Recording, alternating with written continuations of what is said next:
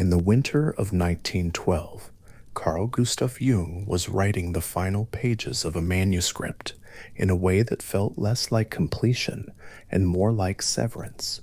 The book was called Asterisk Transformations and Symbols of the Libido, Asterisk, and he had been working on it through months of gathering unease, aware with increasing clarity that what he was setting down would not be received by his closest intellectual companion as a refinement of shared thinking, but as a departure from it. Sigmund Freud had built his account of the psyche around sexuality as its organizing energy, the source from which all psychological life ultimately derived its force and direction. Jung had come, slowly and with considerable reluctance, to a different view. The energy he was tracing in the myths and symbols that filled his manuscript seemed to him older than sexuality, broader than any single biological drive, something more like the generative force of life itself, impersonal, transpersonal, moving through human beings the way rivers move through landscapes, shaping them without belonging to them. He kept writing. He finished the book. The letter to Freud came not long after, formal and careful in the way that letters are when the feelings behind them are too large to fit inside the words. There was a desk and the page and the weight of more than 5 years of shared labor, seminars and correspondence, and the particular intimacy that forms between minds working on the same hard problem from different angles. On one side of that letter was everything that had already been built together. On the other side was an open territory with no agreed name and no established path across it. Jung sealed the envelope and placed it in the post, and then he was on the other side, looking out at the unmapped ground. What he did next was not immediately heroic. It was, for a time, simply disorienting. He was in his late 30s, an established psychiatrist in Zurich, with a practice and a family and a house on the lake at Küsnacht, and the framework that had organized his thinking for the most productive years of his professional life was no longer available to him. He could feel ideas moving in him that he had no adequate language to describe. He knew they had something to do with myth, with the symbols that recurred across cultures and centuries without apparent contact between them, with the parts of human experience that Freudian theory seemed to him to leave in the dark, not because Freud had missed them accidentally, but because his framework was not built to hold them. So Jung began, in the particular silence of that disorientation, to look. The looking took a form that would seem strange to most of his contemporaries, and that he kept largely private for decades. He began to allow his imagination to move freely in directions he did not control, to watch what arose when he relaxed the ordinarily tight governance of the rational mind over the contents of experience. He would sit with a mood or an image until it took on form and began to speak. He would draw. He would enter something like waking dream states and attend to what he found there with the same careful clinical attention he brought to the material his patients offered him in the consulting room. He was, in effect, doing to himself what he had been trained to do with others, following the psyche wherever it went, without deciding in advance where it ought to go. The house at Küsnacht stood close to the shore of Lake Zurich, and in the evenings and on winter mornings, when the lake was gray and still, there was a quality of enclosure in that landscape that suited what Jung was doing. The Alps were not visible from the house, but they were present in the sky, and the particular coldness of a Swiss winter has something in it that strips away the inessential. The things that fill ordinary days become, in that cold, obviously contingent, and what remains is harder to ignore. Jung was alone with his thinking in a way he had not been since before he found Freud's work, and the aloneness was generative in the way that genuine solitude sometimes is, when the person in it has enough inner life to furnish the silence. He had not come to this kind of thinking without preparation. Long before he encountered Freud, long before he entered medical school in Basel and began his career in psychiatry, Jung had been reading. He read widely and without a system, following interest and intuition through territories that professional academic training rarely mapped together. He had been drawn to the German Romantic writers, to Goethe above all, and to Schiller, and in their work he found something that addressed a part of him that clinical training left untouched. Goethe, in particular, seemed to him not merely a poet, but a kind of natural philosopher, a man who understood that the inner life and the outer world reflected one another at depths that ordinary rational inquiry could not reach. There is an image worth pausing at: the Jung, perhaps in his early 20s, sitting near a lamp in the evening, the page bright in the circle of the light, and the room dark outside it. He is reading Goethe. He is reading the conviction, threaded through the poetry and the prose and the scientific writings alike, that nature and psyche are not fundamentally separate, that the forces moving through the living world are the same forces moving through human experience, and that the imagination, when it works at its deepest, is not fabricating something unreal, but perceiving something true. Jung absorbed this, not as an aesthetic preference, but as a hypothesis about how things actually are. He did not yet know what he would do with it. He held it the way a person holds a tool whose use is not yet apparent, knowing that the weight of it is right, that it was made for a hand like his, even if the work it was made for has not yet presented itself. Schelling had preceded Goethe in making a philosophical case for something like this. Friedrich Wilhelm Joseph von Schelling, working in the early decades of the 19th century, had proposed a Naturphilosophie, a philosophy of nature, in which the universe was understood as a single living system, organized by productive polarities. Masculine and feminine were not, in this vision, accidental biological differences, but structural principles running through all of existence, necessary and complementary rather than opposed, generating the dynamic tensions from which life, at every level, drew its energy. Schelling wrote of a world soul, an animating principle that moved through all material forms, and he gave philosophical legitimacy to the idea that polarity within unity was not a contradiction to be resolved, but a condition to be honored. Jung had read enough of this tradition to carry it as a living intellectual background rather than as historical furniture. When he began to think about the structures of the unconscious, he was thinking inside a tradition that had already given philosophical weight to the idea that the psyche might be organized by principles of polarity, that masculine and feminine might be necessary structural dimensions of a single whole rather than simply biological facts about individual organisms. He was not inventing this intuition in isolation. He was carrying it forward from a long conversation that had been underway in German thought for more than a century, and bringing it into contact with the clinical experience of a practicing psychiatrist in ways that that tradition had never managed to achieve. In late 1913, Jung began what he would later describe as a deliberate confrontation with the unconscious.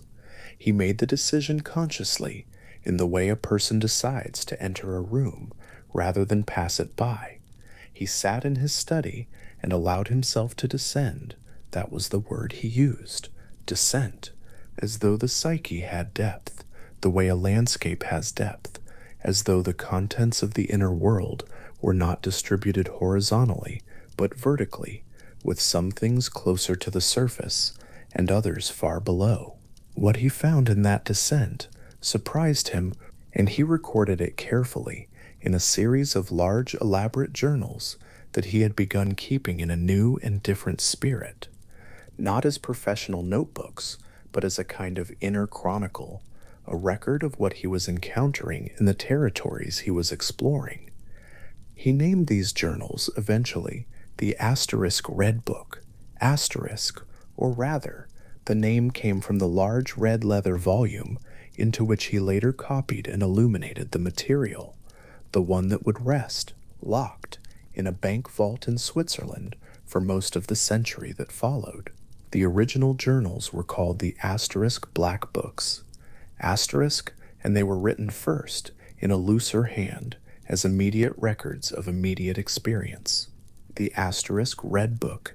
Asterisk was the transformation of that raw material into something more deliberate, a manuscript illustrated in the style of medieval illuminated texts, with vivid painted borders and carefully lettered Latin and German, as though Jung understood that what he was recording deserved not merely preservation, but a particular kind of ceremony. The figures that appeared in those inner encounters were not what he expected. He had been trained in the conventions of psychiatric interpretation, in the reading of symbolic material through the lens of the personal history, what a symbol meant in terms of the particular biography of the individual in whom it appeared. But the figures that arose when he descended into the unconscious did not feel like products of his personal history. They felt autonomous. They behaved as though they had their own intentions, their own knowledge, their own perspectives that did not simply mirror his own. One of them, an old man with the wings of a kingfisher, moving through his inner landscape with an authority that Jung found both arresting and humbling, spoke things that Jung experienced as genuinely not his own thoughts. He named this figure Philemon after the hospitable old man of Greek myth who received the gods without knowing they were gods, and was rewarded with a life of continuing grace. The name carried something appropriate. Philemon, in the myth, had been host to what was divine in disguise.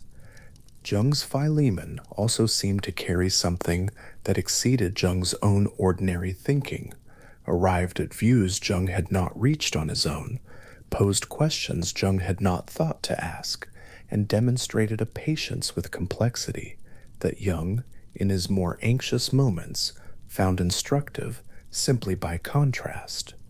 He had begun to understand that the psyche contained figures that were not merely aspects of the self, but something closer to autonomous presences, with their own integrity and their own claims on attention. Alongside Philemon, or rather woven into the same extended period of inner exploration, there was a voice Jung had more difficulty placing. It was female, and it presented itself not as a vision or a figure like Philemon, but as an inner speech, a tendency to interpret his work in ways he had not authorized, to cast his ideas in a light he had not chosen, to insist on meanings he was not consciously reaching for. At one point, this voice told him that what he was doing was art. He argued back. He said it was not art, but something else, something more scientific. The voice maintained its position. They went back and forth. And what strikes a reader of Jung's account of this exchange is not the content of the disagreement, but the fact that there was a disagreement at all, that he experienced the voice as having a perspective distinct from his own, one that required engagement rather than dismissal. He did not yet have a name for this figure. He would come to one eventually, would formalize and theorize, and locate it within a larger account of the psyche's structure. For the moment, in those early years of inner exploration, it was simply there, a presence, a contrary intelligence, a feminine voice in the inner life of a man who was learning, slowly and with some resistance, to take his inner life seriously as a domain of genuine experience. The philosophical preparation for this had come, as so much else had, partly from Goethe. At the end of the second part of Asterisk Faust, Asterisk completed just before Goethe's death, and published posthumously, there is a moment in which the redemptive movement of the entire drama is attributed to what Goethe calls asterisk das ewig weibliche, asterisk the eternal feminine, which draws the soul upward and forward. The phrase is brief, almost offhand in its placement at the close of an enormous work, but it carries the weight of everything that preceded it. Goethe had spent decades writing asterisk Faust, asterisk, had worked on it across more than 60 years of his life, and the conclusion toward which all of that labor moved was this, that what saves, what draws the spirit beyond its own limitations, carries a feminine quality. Jung had read this.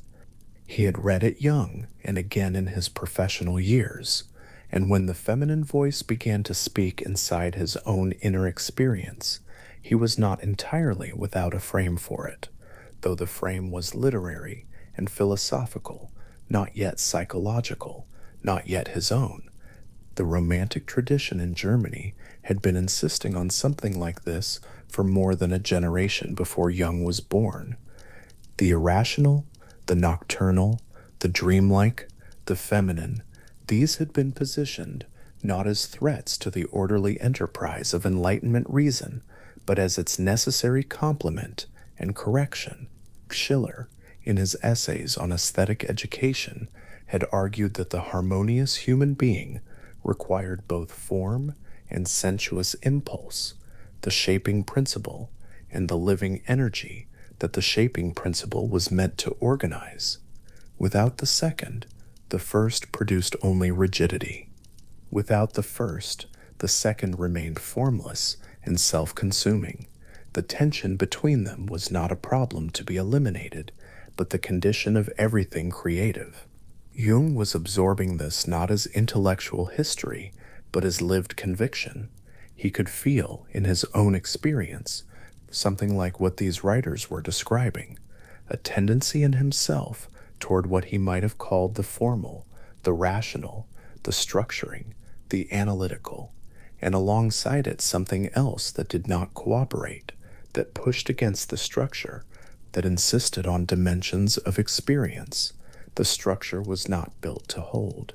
Whether this internal counterforce was what Schiller meant by sensuous impulse, or what Goethe meant by the eternal feminine, or something else again that was not yet clear. What was clear was that it was there, and that ignoring it had costs he was beginning to understand. The years between the break with Freud and the gradual stabilization of Jung's theoretical framework were years of inner labor that he carried largely alone. His marriage to Emma Jung provided some companionship in this. She was an intelligent and independent-minded woman who would eventually become a significant Jungian scholar in her own right. But the core of what Jung was doing in those years was work he could not fully share, because he did not yet have adequate language to share it with. He was in the position of someone who has discovered a territory and is trying to make a map of it without yet knowing what features of a map would be most useful, or even whether the conventions of existing cartography apply to the terrain in question. He drew, he painted, he carved, he wrote in the careful hand of the asterisk red book, asterisk, lettering and illuminating the accounts of his inner journeys with an attention to craft that suggests he understood these were not merely personal records, but documents of something that deserved to be preserved with care. The illustrations are vivid, mandalas and serpents and figures in archaic dress, landscapes of the inner world, rendered with the same intensity that medieval manuscript painters brought to the stories of saints and gospels. The comparison is not accidental. Jung was making something that partook of the devotional. He was treating his inner experience as sacred territory in the oldest sense of that word, as something set apart, requiring a particular quality of attention, not to be reduced to the merely personal. The asterisk red book asterisk would not leave the family's possession until 2009. It sat in a bank vault through the decades of Jung's most productive theoretical writing, through the long conversation his ideas provoked in psychiatry in philosophy, in literature, and theology, through the decades after his death in 1961, when his influence continued to spread through culture in ways he could not have predicted. When it was finally published, facsimile edition, fully illustrated, with scholarly commentary, readers encountered something unexpected. They had known Jung the theorist, the author of carefully argued psychological works, the thinker who had built an elaborate and systematic account of the psyche. Pure, the asterisk red book asterisk showed them something else, the raw experience from which that system had been distilled, the inner life that the theory was ultimately trying to describe, the encounters that the concepts were built to hold. For those earliest readers, the asterisk red book asterisk was proof of something Jung had always insisted upon, but that professional audiences sometimes found difficult to credit, that the theory was not invented in the abstract, but discovered in experience, that the figures it described were not hypothetical but encountered, that the inner feminine was not a philosophical category imposed upon clinical data, but a living presence in a specific man's inner life during specific years of sustained and careful self-examination. The encounter with Philemon had established something important before any of this became theory.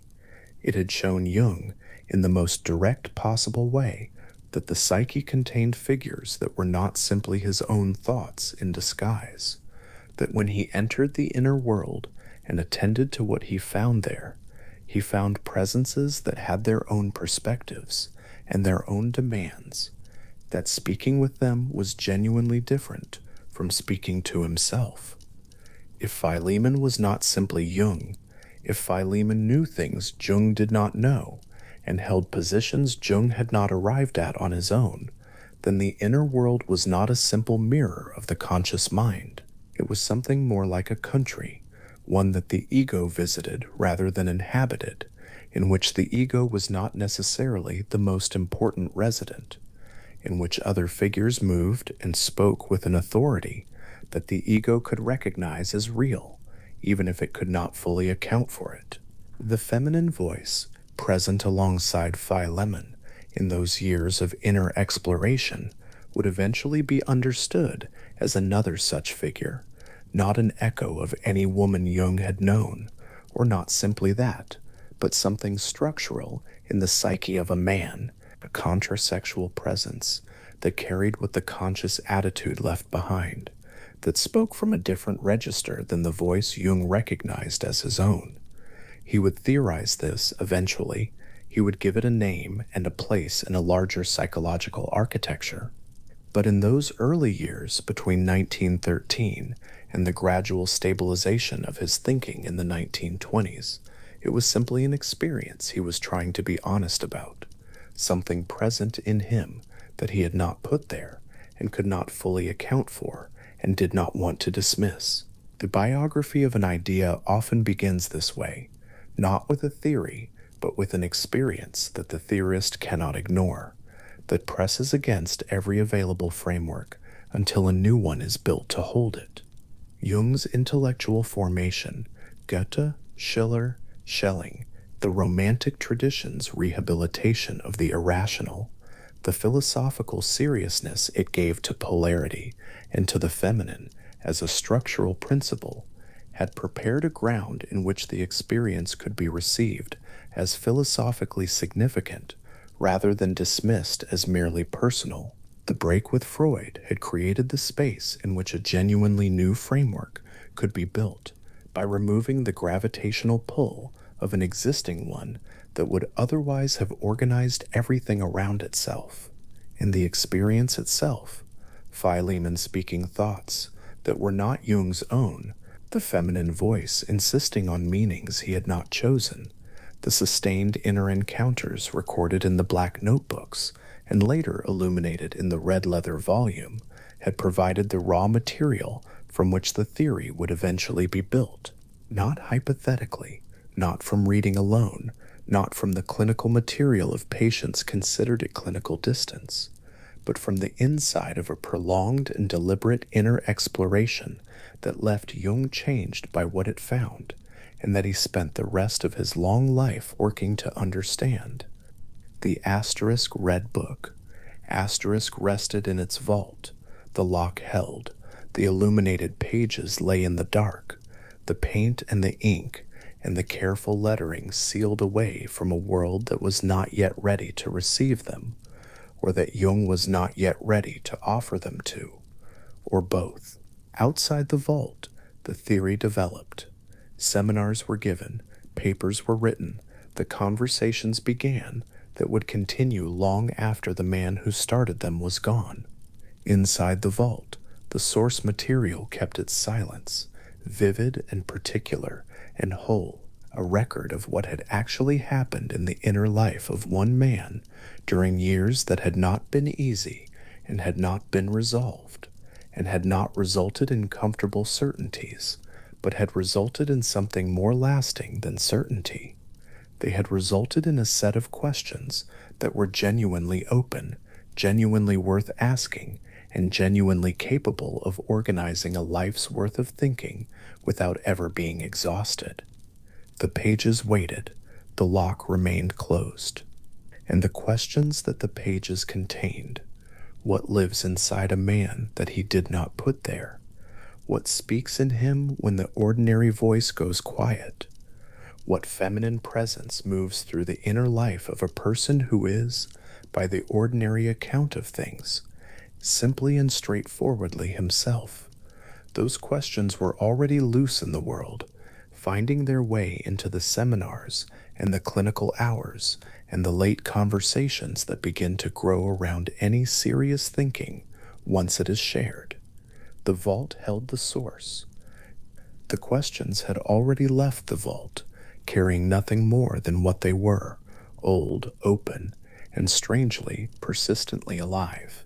Jung was standing at the front of a seminar room in Zurich in the early 1920s, chalk in hand, facing a small audience of physicians and analysts who had come to hear him speak about something for which he did not yet have a fully settled name.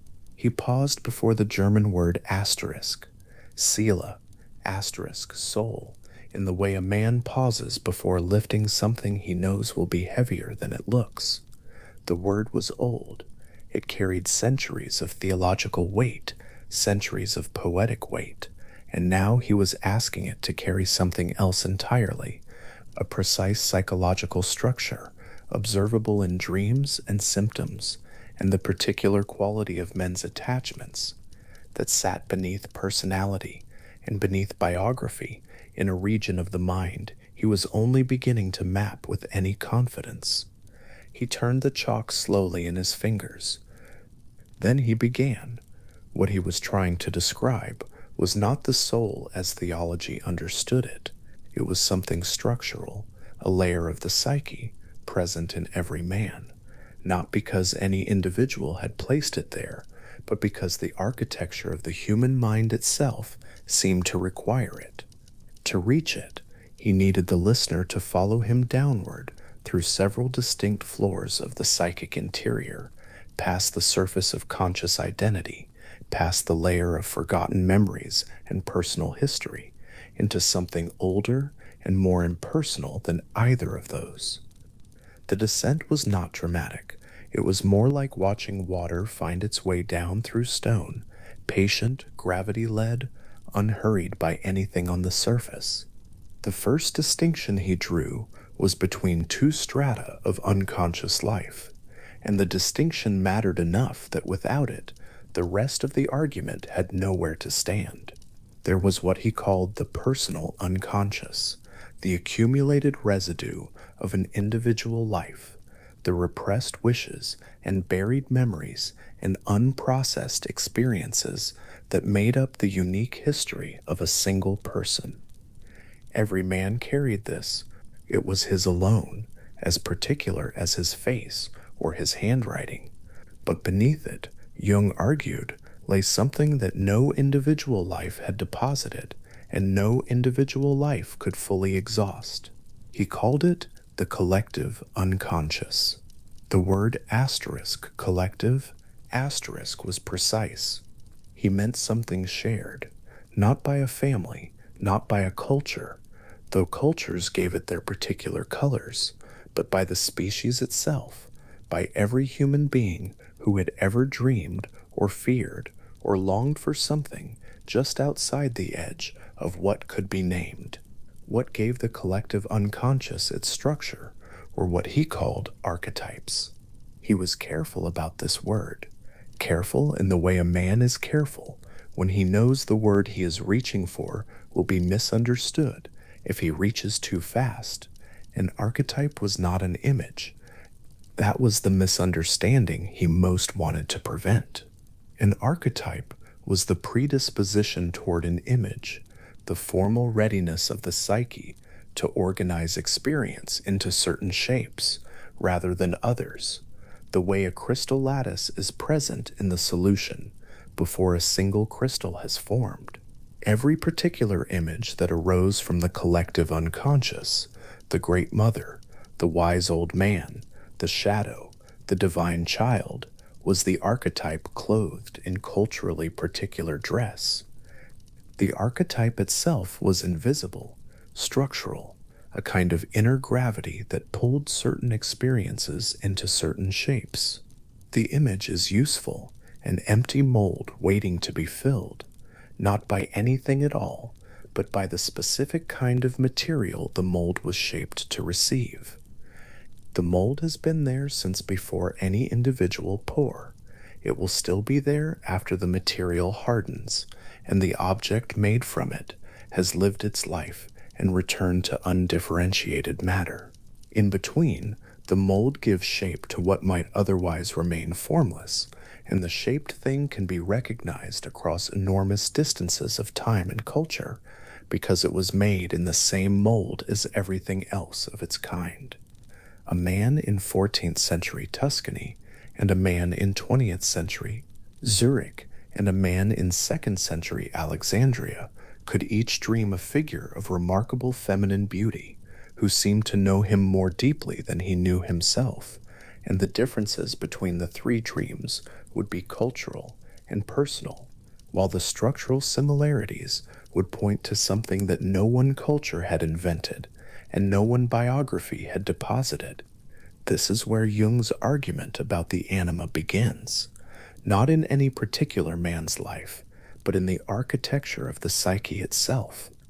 In the unconscious of every male human being, he proposed, there exists a contrasexual structure, a feminine principle, not a fantasy, not a preference, not a social construction, but something as integral to the psychic interior as the personal shadow, the aspect of oneself that consciousness prefers not to acknowledge, or the persona, the face presented to the outer world. The anima, he called it, borrowing a Latin word that meant both breath and soul, a word that in the old philosophical tradition had named the animating principle of life itself. He set that word down carefully, like a label on something the listener had already, in some prior moment, recognized without being able to name. He had at least two sources for this claim, and he was honest about their different kinds of authority. The first was biological. Every human being, regardless of sex, carries in the germ cells the complete genetic material of both sexes. The male body suppresses most of the genetic programs that would produce female characteristics, but they are present, dormant, available, part of the same original inheritance. What is true in biology, Jung argued, has its parallel in psychology. The male psyche does not simply lack the feminine, it contains it in a form that remains largely unconscious, submerged, present, but not acknowledged. The biological argument gave him a first footing, a materialist anchor for a claim that might otherwise have seemed to float free of any verifiable ground. The second source was experiential. Every man who grows, lives, and ages does so in sustained relationship with women, mother first, then sisters, or female companions, then the women whose lives intersect with his across decades. Each of these encounters deposits something in the interior, not just a memory, not just a set of learned expectations about how women behave, but a cumulative image, a composite feminine figure built up slowly from all the real women a man has known and not known, loved and not loved, understood and entirely failed to understand. This inner image is not any particular woman. It is an inner woman, assembled across a lifetime, carrying the residue of all the encounters that contributed to her, and sitting in the unconscious with an autonomy and persistence that the man himself did not deliberately create and cannot simply dissolve. Jung, at some point in the late 1910s, sitting at his desk in the long evenings that followed his break with the intellectual world he had previously inhabited, understood that this inner figure had been speaking to him, not loudly, not in the way a hallucination speaks, but in the way a persistent interior voice speaks, in the moods that arrived without apparent external cause, in the sudden enthusiasms and deflations that seemed to have nothing to do with the day's events, in the dreams that left behind them a particular quality of atmosphere that he could not account for by anything he had consciously thought or consciously felt. The anima, he came to believe, was one of the primary voices of the unconscious, and she spoke most reliably through precisely those registers of experience that the ego found most difficult to own. Mood, intuition, the formless sense that something mattered without being able to say what. The word that Jung reached for when he wanted to describe what the anima does, what her function is in the economy of the psyche, was a word borrowed from Greek mythology, asterisk, psychopomp, asterisk, guide of souls.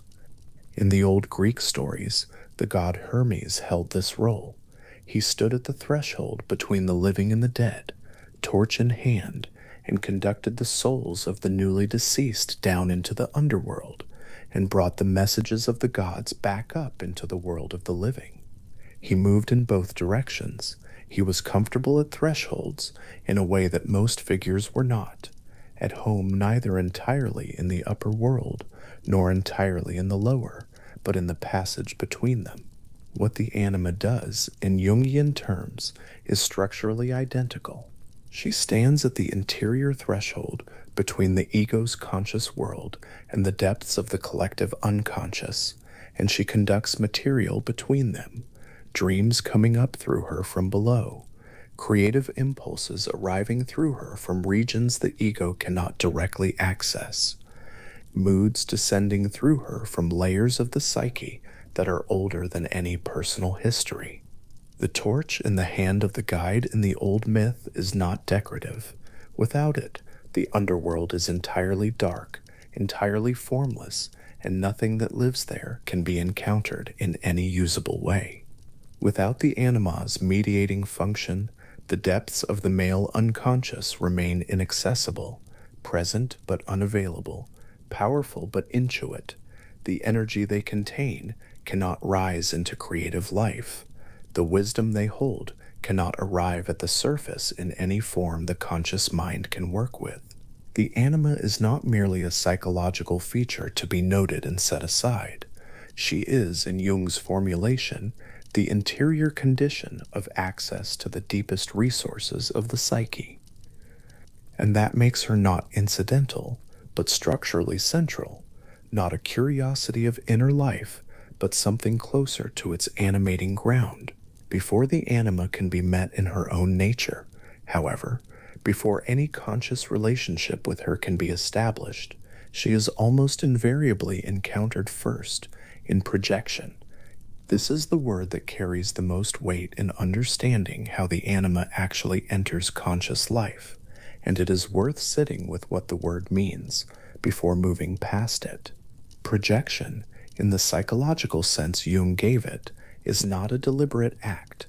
It is an automatic and largely invisible one, the casting of an inner image outward onto an outer person, so that what is actually an interior reality appears to belong to the external world.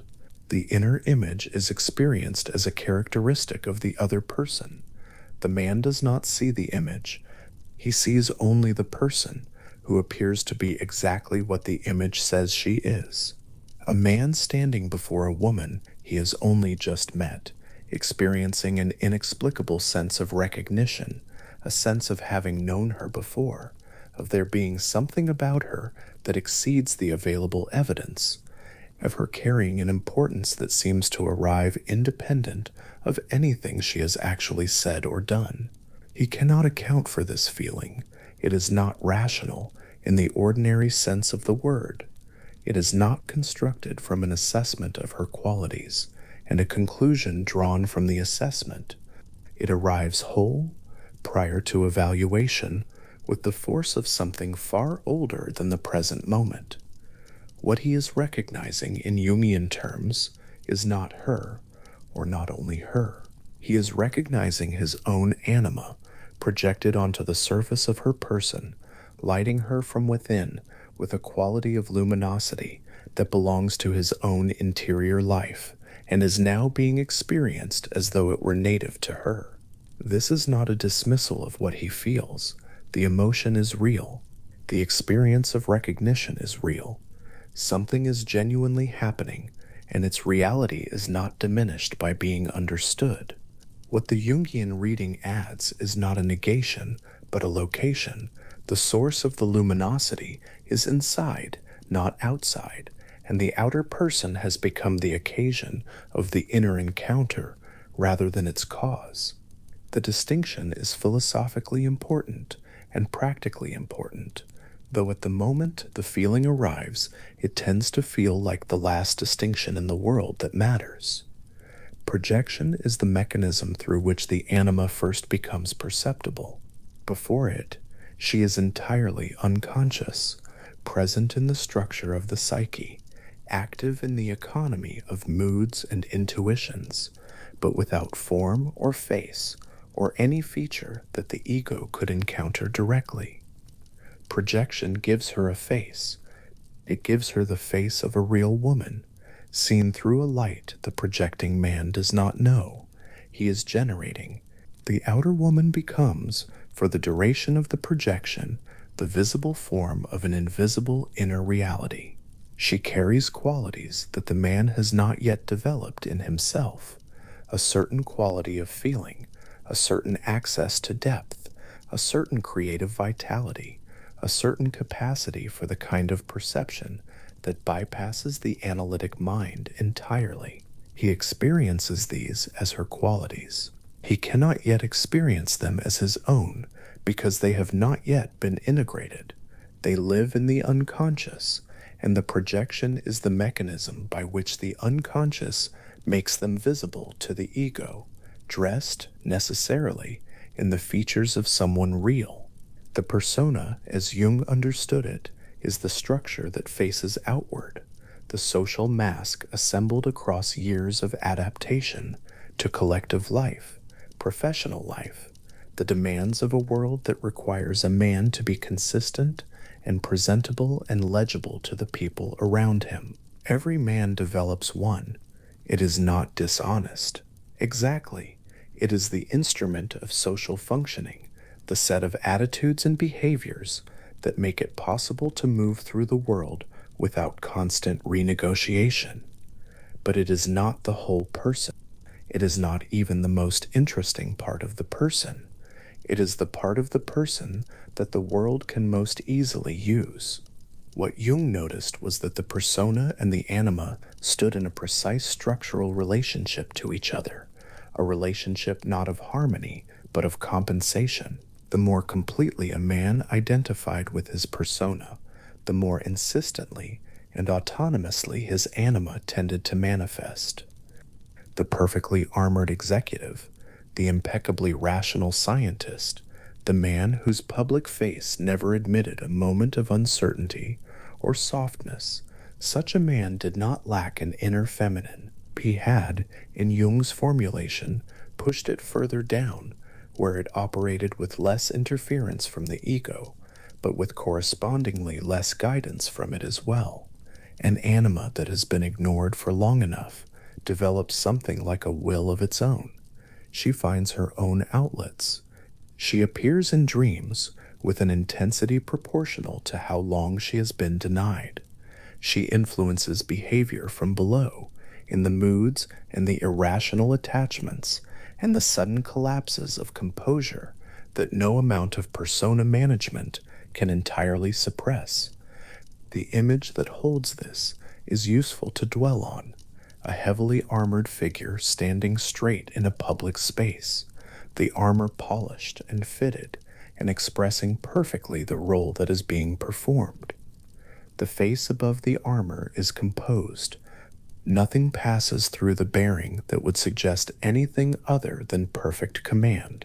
And somewhere inside the armor, in the dark behind the breastplate, something else entirely waits, not quiet, not patient, not particularly polite about the waiting.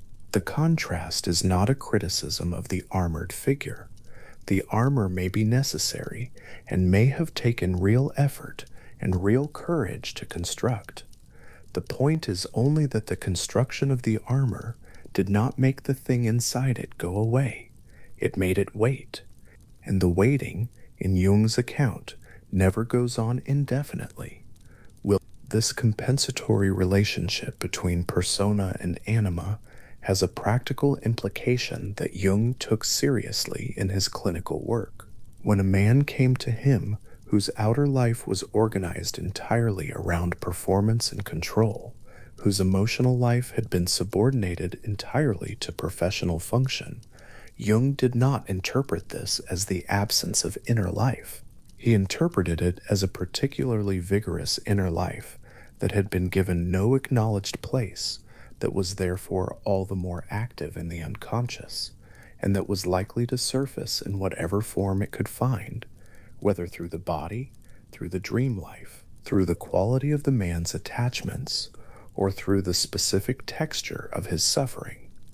The anima was not a reward for being psychologically sophisticated. She was a fact about the structure of the psyche. She was there whether she was known or not. The question that follows from all of this, the question that animated much of what Jung spent decades working on, is what it means to actually meet the inner figure. Not in projection, not in the dream alone, not in the symptom or the mood that arrives uninvited, but in something more like direct encounter, active imagination. He eventually called this practice. He had begun it himself in the years following his break with Freud, sitting in his study in Kusnacht in the long winter evenings, deliberately allowing the ordinary censorship of the waking mind to relax, letting the images that rose from below rise without immediately interpreting or dismissing them, engaging them in something like conversation. The inner figures that came had their own voices, their own opinions, their own persistence. They said things he had not thought of saying and pointed toward things he would not, in his ordinary waking deliberateness, have pointed toward. Some of this material would eventually find its way into the Asterisk Red Book. Asterisk, that large, luminous, carefully lettered and illuminated volume he composed across nearly 2 decades and kept locked away for most of his life. The anima was among the first of these inner figures to appear with real force. She arrived not yet named, not yet theorized, but as an experience, a feminine voice that commented on what he was thinking, that offered perspectives he had not sought, that seemed to carry a kind of knowledge that was not the knowledge of the analytic mind. He was suspicious of her initially. He was a scientist, or wanted to be, and voices that arrived unbidden from unknown sources were not the kind of evidence that scientific methodology encouraged. He noted her. He argued with her, in the careful way one argues with something one is not entirely sure exists. He came, over years, to a working understanding of what she represented and where she came from, and what function she served. And from that long, careful, entirely private process of encounter and reflection, the theory eventually emerged, not as a philosophical hypothesis tested against external evidence, but as a formulation of something that had first been lived. What the theory claims, what stripped to its simplest form, is this: every male psyche contains, in its deeper unconscious structure, a feminine image that is both personally assembled and archetypally grounded, shaped by individual history, but rooted in something older and more impersonal than any individual history. This figure mediates between the ego and the depths. She appears first in projection onto outer women. She carries the qualities the conscious personality has not yet integrated. Her relationship to the ego determines, in large part, the quality of a man's emotional life, his creative vitality, and his access to the deeper resources of the psyche. She is not the enemy. She is not the complement in the sense of a missing half that makes the incomplete whole. She is the interior companion, the one who knows the way into the depths and back again, the one who holds what the ego has not yet found the courage to hold directly. The structural argument rests on the claim that the psyche is not simply the accumulation of conscious experience. It has an interior architecture that is partly inherited, partly shaped by development, and partly shaped by the cumulative history of human experience, so vast and so old that no individual biography can account for it. The collective unconscious is the name for that inherited structure. And the archetypes are its organizing principles. The anima is one of those principles, the one that names the feminine pole of the psychic interior in the male psychology. And like all archetypes, it operates whether or not the individual ego acknowledges it, whether or not any particular cultural tradition has given it a name. There is a word that helps here, though it requires gentle handling before it settles into its proper sense. The word is asterisk numinous, asterisk borrowed by Jung from the theologian Rudolf Otto, who used it to name the particular quality of experience that arises in the presence of something that exceeds the ordinary categories of understanding, something that is at once attractive and awe-producing, intimately near and strangely other, familiar and entirely beyond the familiar. The archetypes, when they activate, produce numinous experience, the encounter with the anima in a vivid dream, the experience of falling with irrational force and certainty for someone barely known. These carry that quality. They feel significant beyond their apparent occasion. They persist in memory in ways that purely personal events do not always persist. They seem to be pointing at something that is not only personal, only historical, only explicable by the immediate context. The numinosity is, in Jung's formulation, a mark of the archetype's activation, of the collective unconscious making itself felt at the surface of an individual life. When the numinous quality attaches to a real outer person, the projection has occurred. When it is felt in a dream figure or an image in active imagination, the encounter is more interior, less likely to be confused with something simply external. The movement from projection to interior encounter is not a diminishment.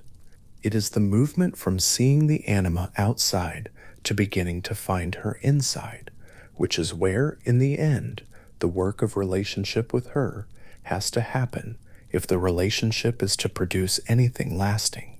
The night in Zurich was long.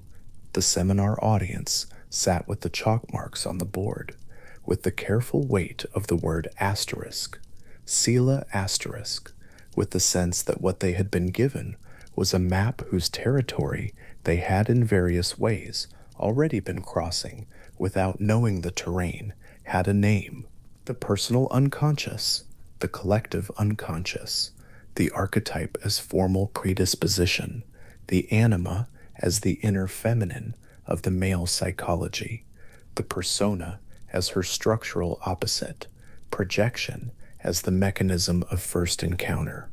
These were the elements of the framework, and the framework itself was, as all frameworks are, a simplification of something that in actual experience arrived with none of this orderliness, none of this conceptual tidiness. What the framework offered was not a substitute for the experience. It offered a way to hold the experience without being destroyed by it, a way to recognize what was happening when the inner life became overwhelming or inexplicably vivid. A man who knew that the powerful fascination he felt for someone he had just met might be partly a projection, might be carrying within it a meeting with something in his own interior, had a different set of options than a man who had no such framework. He could not simply dismiss the feeling. Dismissal was not the point. The feeling was real and carried real information, but he could hold it more lightly, could stay curious about what it was pointing toward, could resist the otherwise almost irresistible demand that the outer person simply become what the projection required her to be. The archetypes, Jung held, were not invented. They were found in dreams, in myths across cultures and centuries, in the spontaneous imagery of active imagination, in the figures that appeared in patients' material across every cultural background and every individual biography. The consistency of the patterns was, for him, part of the evidence, not proof in the strict epistemological sense. He was careful about this, more careful than his popularizers have sometimes been, but evidence of a kind that the historical record made difficult to ignore entirely. The same essential figures appeared too persistently, in too many places, to be explained as individual accidents or as the uniform consequence of any single cultural transmission. The anima in particular appeared with remarkable consistency, not always with the same face, not always with the same quality of feeling. She could appear as guide or as enchantress, as comforter or as temptress, as the one who opened the door or the one who closed it. But the structural position was consistent, the inner feminine of the male psyche, carrying the capacity for feeling and relatedness and depth that the one-sided masculine consciousness could not sustain alone, standing at the threshold between the personal and the transpersonal, between the known and the not yet known, between the surface of waking life and the older, slower waters beneath it. A man standing in front of a woman he has only just met, feeling something he cannot account for, not knowing what he is feeling or quite where it comes from, or whether what lights her face is something native to her or something he is generating from within himself and casting outward onto a surface that happens to be near. The light falls. It is real light in its way. It illuminates something, whether what it illuminates is her or him or both at once, or the impossible and beautiful place where an inner image and an outer person briefly coincide. This is the question he will spend a long time with, if he is lucky, and a longer time still, if he is patient. The framework does not resolve the question. It does not take away the luminosity or explain it into flatness.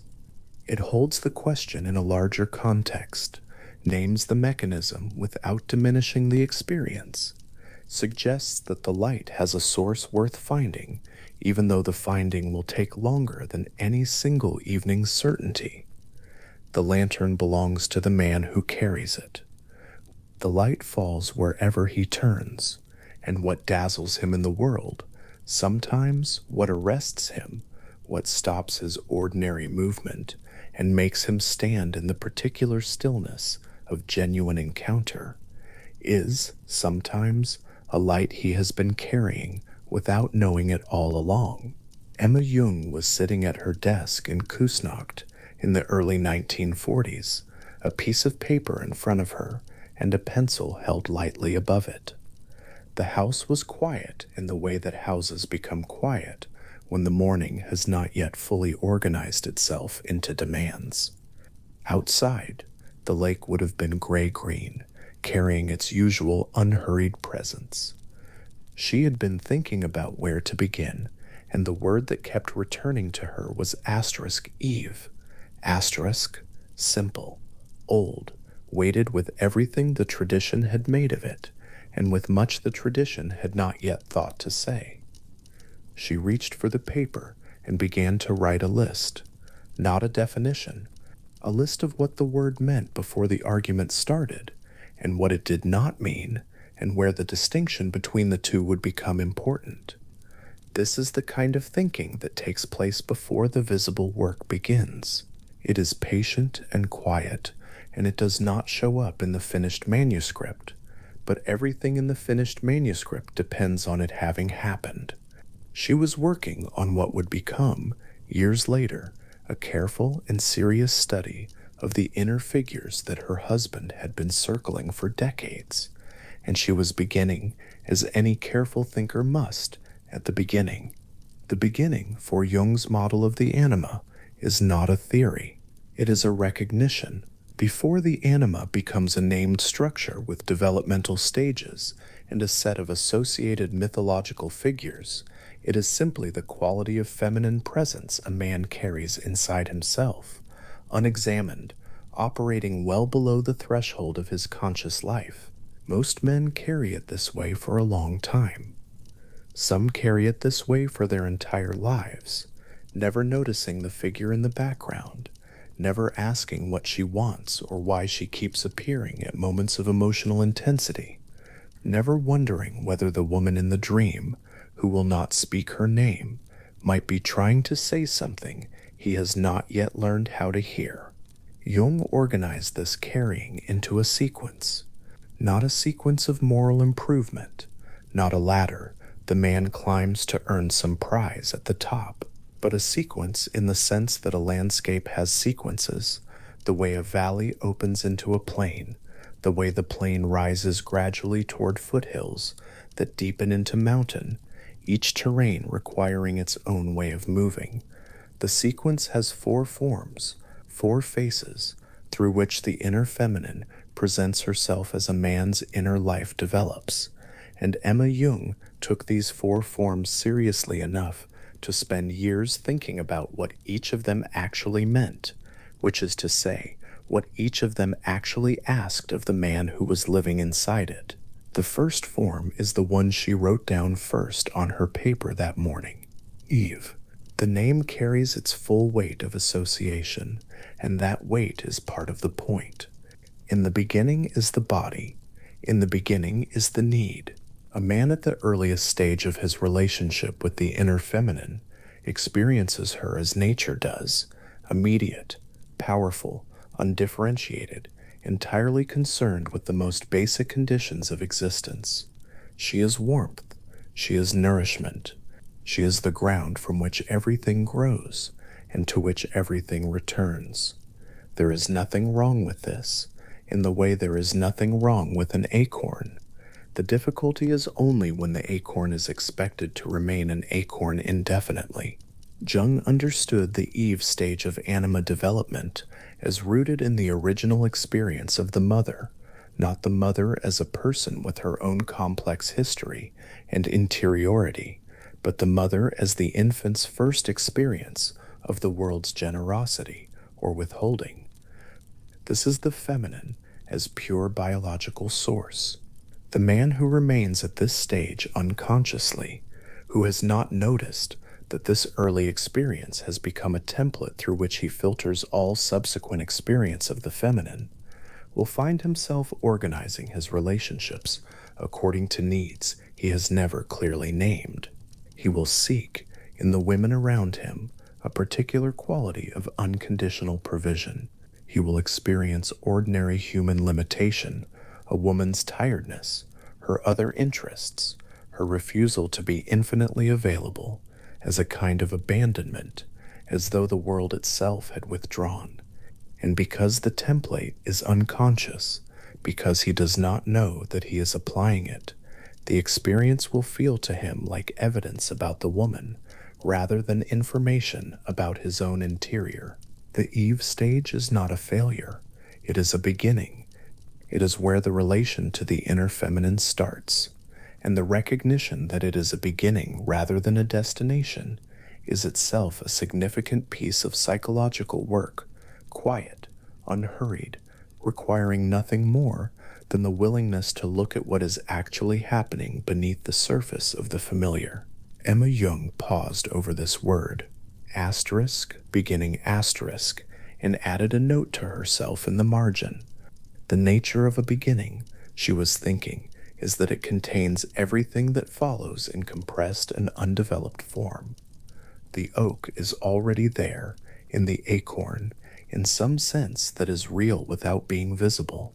The later stages of the anima's development are not replacements for the first stage. They are deepenings of it, elaborations, expansions of what was present from the start, but could not yet be seen. The second phase is Helen. The name arrives differently than the first. Eve is a name that carries earth. Helen is a name that carries light, a particular quality of devastating inhuman light that the whole Greek tradition looked at directly and could not quite describe without recourse to simile and exaggeration.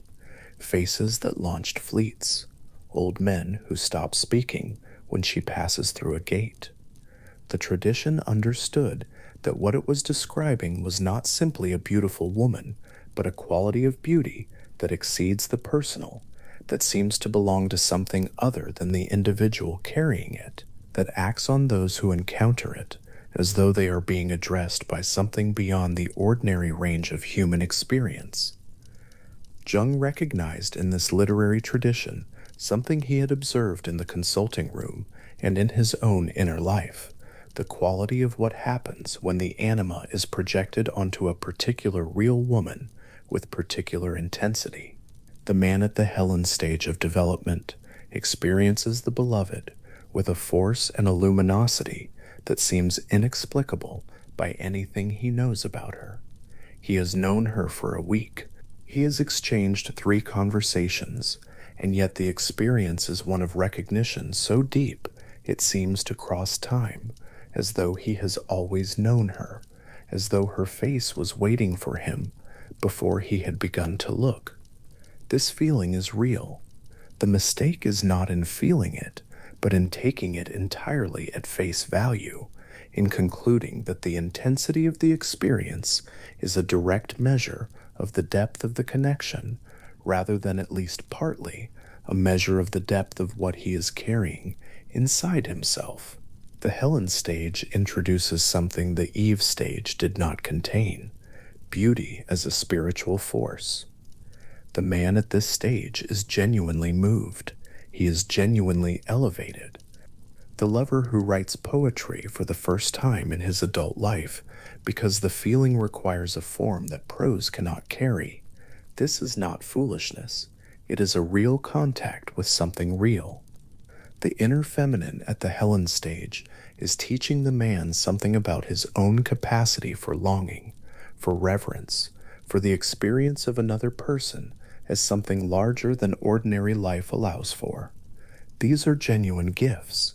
They are also, held without examination, a source of the particular suffering that belongs to this stage, because no real woman can sustain the full weight of an archetypal projection. This is not a criticism of the woman.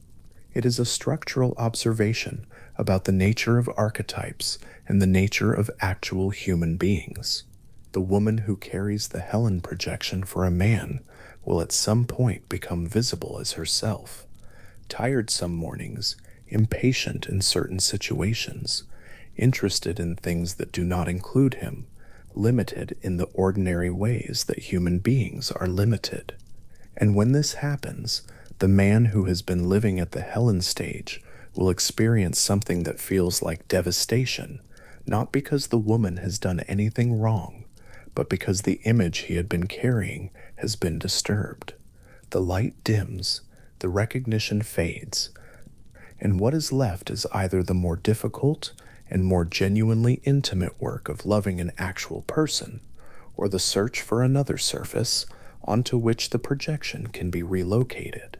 The troubadour tradition of medieval Europe was, for Jung, a cultural elaboration of exactly this dynamic. The poetry of courtly love, its elaborate rituals, its conventions of unattainable idealization, the lady always slightly beyond reach, placed at a structural distance that made actual knowledge of her impossible, was not merely an aesthetic fashion. It was a culture's way of holding an inner psychological event at a formal distance, giving it shape and ceremony, making a kind of art from the experience of carrying an image that could not be fully brought into ordinary life. The knight kneeling before his lady in a gesture of absolute devotion was performing, in public and with elaborate cultural sanction, something that was ultimately an interior drama. He was, without knowing it, kneeling before a figure in himself. This reading does not diminish the courtly tradition. The poetry is beautiful. The emotional intelligence it required was genuine, but it suggests that what the tradition was reaching toward, what all its elaborate conventions were trying to honor, was something that no amount of external ceremony could finally satisfy, because the figure being honored lived inside and could not be fully reached by kneeling before anything outside. Emma Jung understood the Helen stage as carrying within it the seed of its own deepening. The devastation that comes when the projection fails is not only loss, it is also information. The man who has been genuinely shattered by the discovery that the woman he idealized is a particular human being rather than an eternal principle has been given, in that shattering, a precise map of where his inner life is asking for attention. The ache he feels is not only for her, it is for the inner figure he briefly glimpsed through her and has not yet learned how to find without her. The third face is harder to name without the name being misunderstood. Mary. The name carries its own enormous weight of tradition, and the tradition has made the association so elaborate, so theologically dense, that what it originally pointed to, a quality of inner feminine experience, can be obscured by everything that has been built around it. Jung was using the name not to import any particular theology, but to point at a recognizable psychological quality. The anima experienced at the level of spiritual devotion, of reverence that has been purified of sensual charge, of something that can be loved with the whole of a man's attention, precisely because it seems to exist at a distance from ordinary human limitation. The Mary stage represents a genuine spiritual development. The man who reaches it has passed through something. He has been elevated by the Helen stage, has encountered the limits of idealization, has felt the particular kind of grief that belongs to the collapse of a projection, and somewhere in that passage, something in the quality of his attention has changed. The inner feminine is no longer experienced primarily as something that generates longing and devastation. She is experienced as something that generates reverence, a quality of care, a loyalty that does not depend on the beloved being perfect, but holds her in a kind of sustained, clear attention that is not quite worship and not quite ordinary affection, but something occupying the register between them. The gift of this stage is real.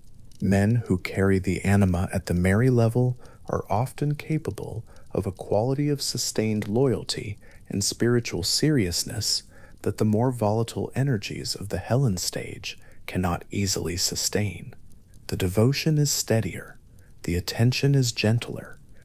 There is a quality of protection that belongs here, a genuine desire to honor what is fragile and good in the world. The characteristic shadow of the Mary stage is equally characteristic. It is the pedestal, and the pedestal, for all its apparent honor, does a particular kind of damage to everyone involved. The woman placed upon it, idealized for her purity, her spiritual elevation, her transcendence of ordinary earthly concerns, finds herself in a position that requires her to suppress or hide everything about herself that is earthy, imperfect, ambivalent, or merely human. She must be better than ordinary life allows.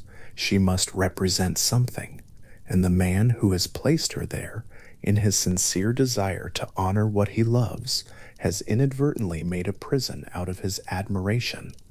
Jung observed that the fall from the Mary pedestal is often, in clinical terms, the most disorienting of all the falls. The Helen projection at least acknowledged the beloved's power. The Mary projection often does not allow the beloved to be powerful at all, only radiant, only good, only unspoiled, when reality insists on its complexity, as it always does. The disillusionment carries a particular bitterness, because what has been lost is not only a beloved, but an inner image of goodness that the man had not yet found a way to locate inside himself. The movement toward the fourth stage begins here, in that loss, or it does not begin at all, and the man organizes another version of the same dynamic with different particulars, repeating the structure until something breaks open wide enough to let a genuinely different kind of attention in. The fourth face is Sophia. The name comes from the Greek word for wisdom. It appears in the wisdom literature of the Hebrew Bible, in the figure of Chokmah, who was present at the creation of the world, who played before God as the world was being made. It appears in Gnostic tradition as a divine feminine principle entangled in matter and seeking return to the light from which she fell. It appears in the alchemical tradition as Sapientia, the wise woman, the feminine face of the divine intelligence that the alchemists believed was hidden inside the material world, waiting to be recognized. It is one of the oldest names in the Western tradition for a quality of wisdom that is not abstract knowledge, but something more intimate than that, knowing that comes through the body, through experience, through the long, patient accumulation of attention paid to the way things actually are. The Sophia stage of anima development is not something that arrives easily or early. It is not available to a man who has not passed through the earlier stages with sufficient honesty.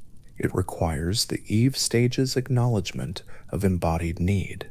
It requires the Helen stage's experience of genuine longing and genuine loss. It requires the Mary stage's purification of attention, its development of loyalty and reverence. Without these passages, without the specific kinds of grief and gift that each stage carries, the Sophia quality cannot be reached because there is nothing inside the man yet that is deep enough to meet her. When the inner feminine is experienced at the Sophia level, she has a different quality from all the earlier phases. She is not a source of nourishment, not an object of longing, not a recipient of devotion. She is, in the fullest sense of the word, a guide. Her counsel has a quality that is not the man's own thinking, or not only his thinking. It arrives with a clarity that the ego's ordinary operations do not generate. It can be trusted, not blindly, not without the ego's engagement and discrimination, but trusted in the sense that a navigator trusts a compass as something that is responding to forces larger than the navigator's personal preferences and anxieties. The alchemical manuscripts that Jung spent years studying in the library at Bollingen are full of images of Sophia. She appears seated at the center of mandalas, surrounded by the four elements, holding a vessel from which light is pouring. She appears in dialogue with the male seeker, answering his questions, not with information, but with a quality of presence that changes the nature of the questions. She is the aspect of the inner feminine that belongs not only to the man who carries her, but to something larger, a wisdom that his psyche is the vessel for, but not the source of. This is what Jung meant when he placed the anima in a structural position closest to the self. The Sophia stage of anima development is the place where the inner feminine becomes transparent to something beyond itself, where she is no longer simply the man's own contrasexual nature, but a window onto the organizing wholeness of the entire psyche, what Jung named the self, with a capital letter to mark its distinction from the ordinary ego. The man who reaches this stage has not by any means completed his inner work. Individuation is not a destination, but he has established a conscious relationship with the inner feminine that allows something deeper than his everyday awareness to speak through him into his life, into his work, into his way of being with the people he loves. None of this happens through passive waiting. The stages do not advance themselves through the simple passage of time. A man can live 50 years inside the Helen stage, repeatedly idealized and repeatedly disillusioned, without the structure itself shifting at all, because the pattern feels from the inside like a series of encounters with the world, rather than what it actually is, a series of encounters with himself. The movement requires something that is harder to name than effort, a quality of willingness to look at what keeps happening, to notice the recurrence, to ask what in the pattern belongs to the pattern itself, rather than to the latest face wearing it. Emma Jung understood this without sentimentality. She had spent decades watching the therapeutic work her husband did, and the work she did herself as an analyst, and she knew that the movement from one stage to the next was not purchased through good intentions or intellectual understanding alone. It was purchased through experience, and specifically through the experience of sitting with what a particular stage of development had produced and found insufficient, long enough to let the insufficiency actually register, long enough to let the grief be grief, rather than immediately organizing itself into the next pursuit. There is a man in the middle of a life, and this image belongs to no particular biography, but to a recognizable human experience, who has been in love several times, each time with someone who seemed to carry a quality of light he could not find elsewhere, and each time has watched the light slowly become ordinary, or has watched the relationship become complicated in ways that the original luminosity did not seem to allow for. He is not young. He has watched this pattern long enough to begin to suspect that it is a pattern. He sits with this suspicion in the particular quiet that comes after a long emotional season has ended and the next one has not yet begun. And in that quiet, if he is patient enough, if he is willing to stay with the not knowing, rather than immediately filling it with activity, something begins to shift in his awareness. The question he has been asking has been a question about women. It has been a question about the world, about what is available in the world, about whether the world contains the kind of connection he is looking for. And slowly, in the quiet, the question turns, not dramatically, without announcement. It turns the way a person turns when they realize they have been looking in the wrong direction, not with a gasp, but with a kind of tired recognition, a quieting, as though the body knew before the mind did that the search was going to have to change its direction.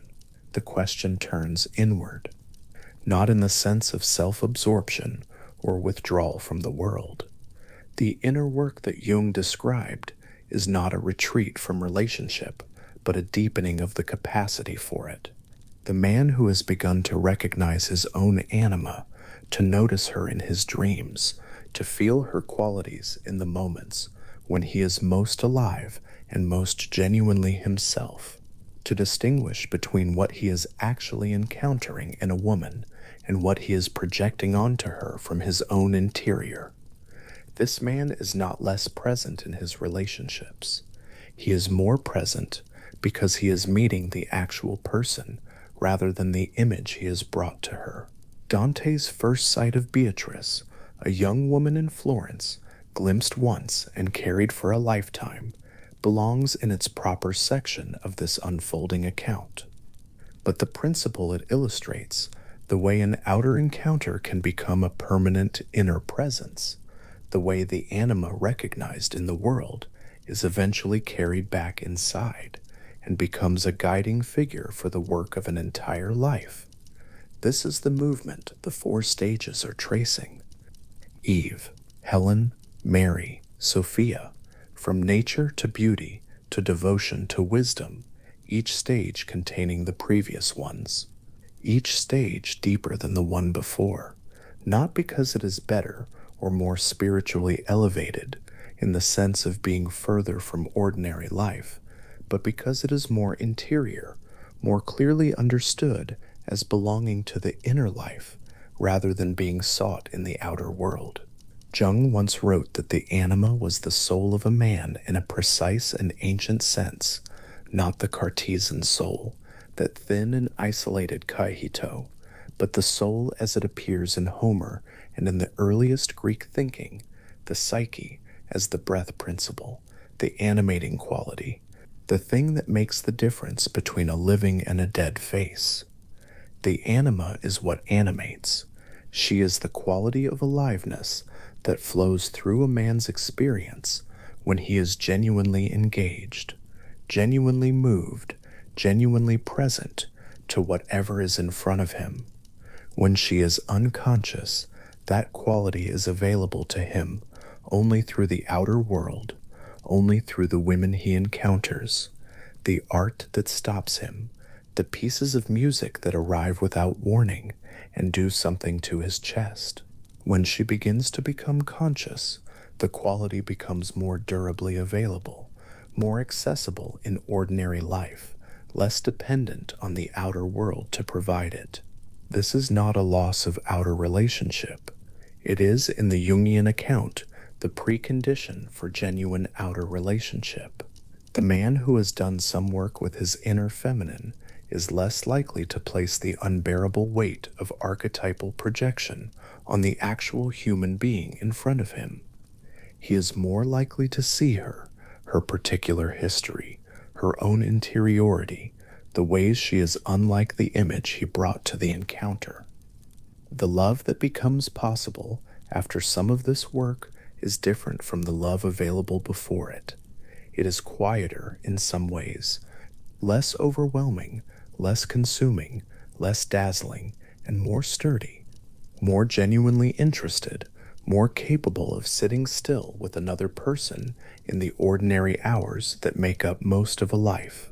Emma Jung set down her pencil at some point during the morning that has been imagined at the beginning of this account. The list on the paper in front of her was not complete, and it would never be complete, because the four stages are not a closed system, but an open one, a framework for thinking about development that is most useful when held loosely, when understood as a set of approximations rather than a set of fixed categories. The faces are real. The developmental movement from one to the next is real. But the reality is always more complicated than the map, and the map's value is entirely in service of the territory rather than the other way around. What she had written that morning was enough to begin. And beginning, as she had noted to herself in the margin, is where everything resides before it becomes visible.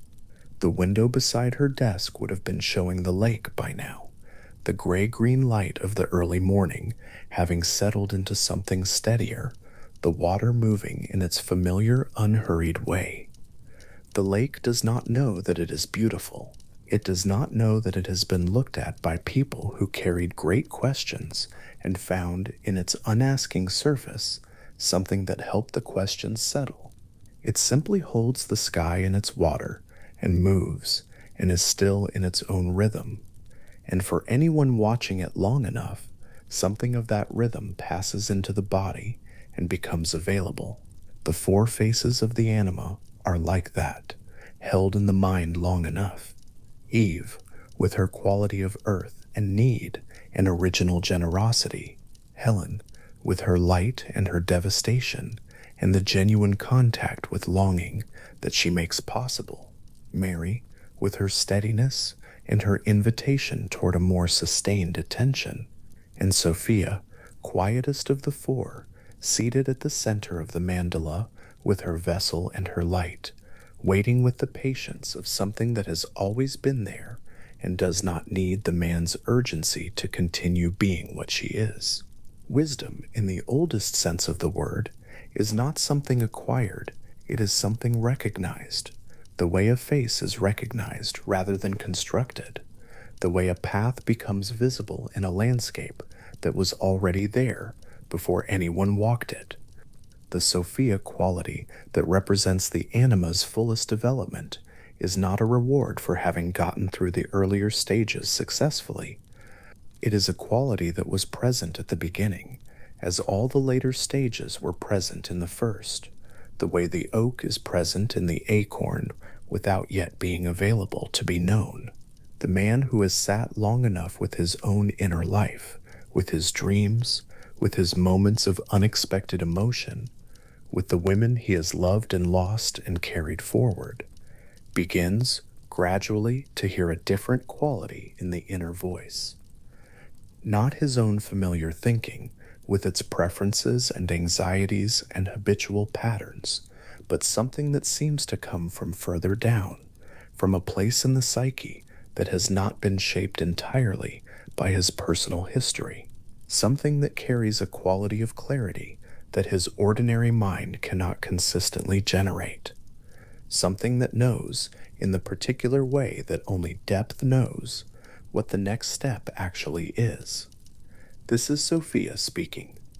Not loudly, not in the manner of a revelation or a dramatic inner event, in the manner of something that has always been speaking and is only now, after years of quieting the other voices, beginning to be audible.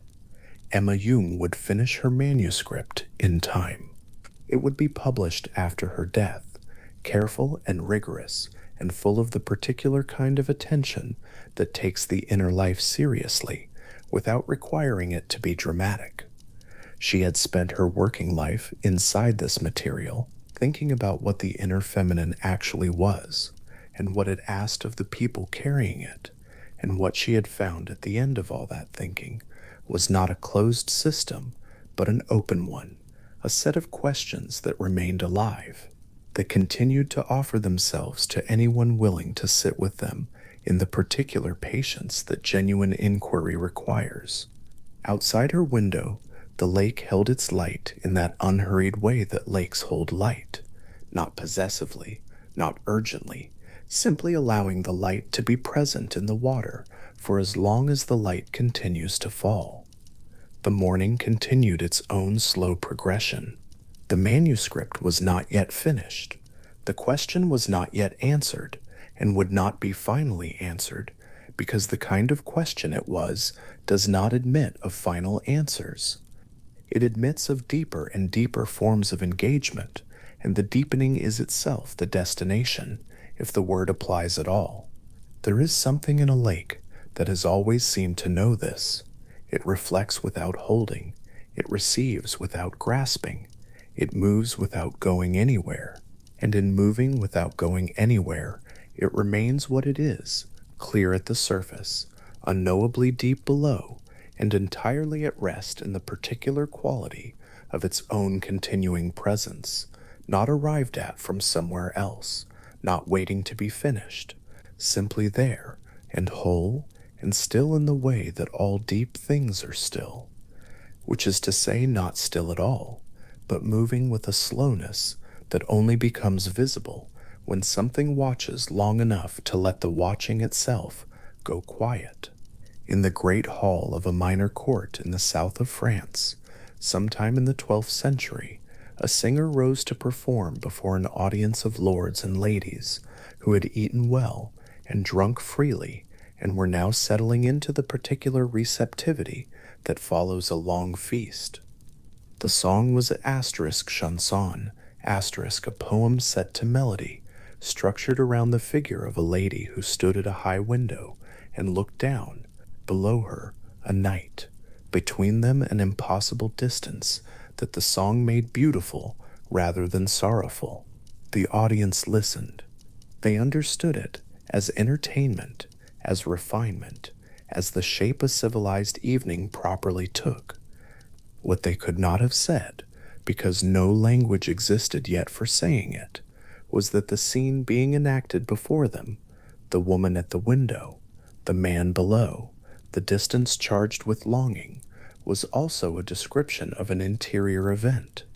The lady at the window was not only a lady, the knight below was not only a knight, and the distance between them, held so carefully in verse and melody, was a distance that ran through the center of every man in the room.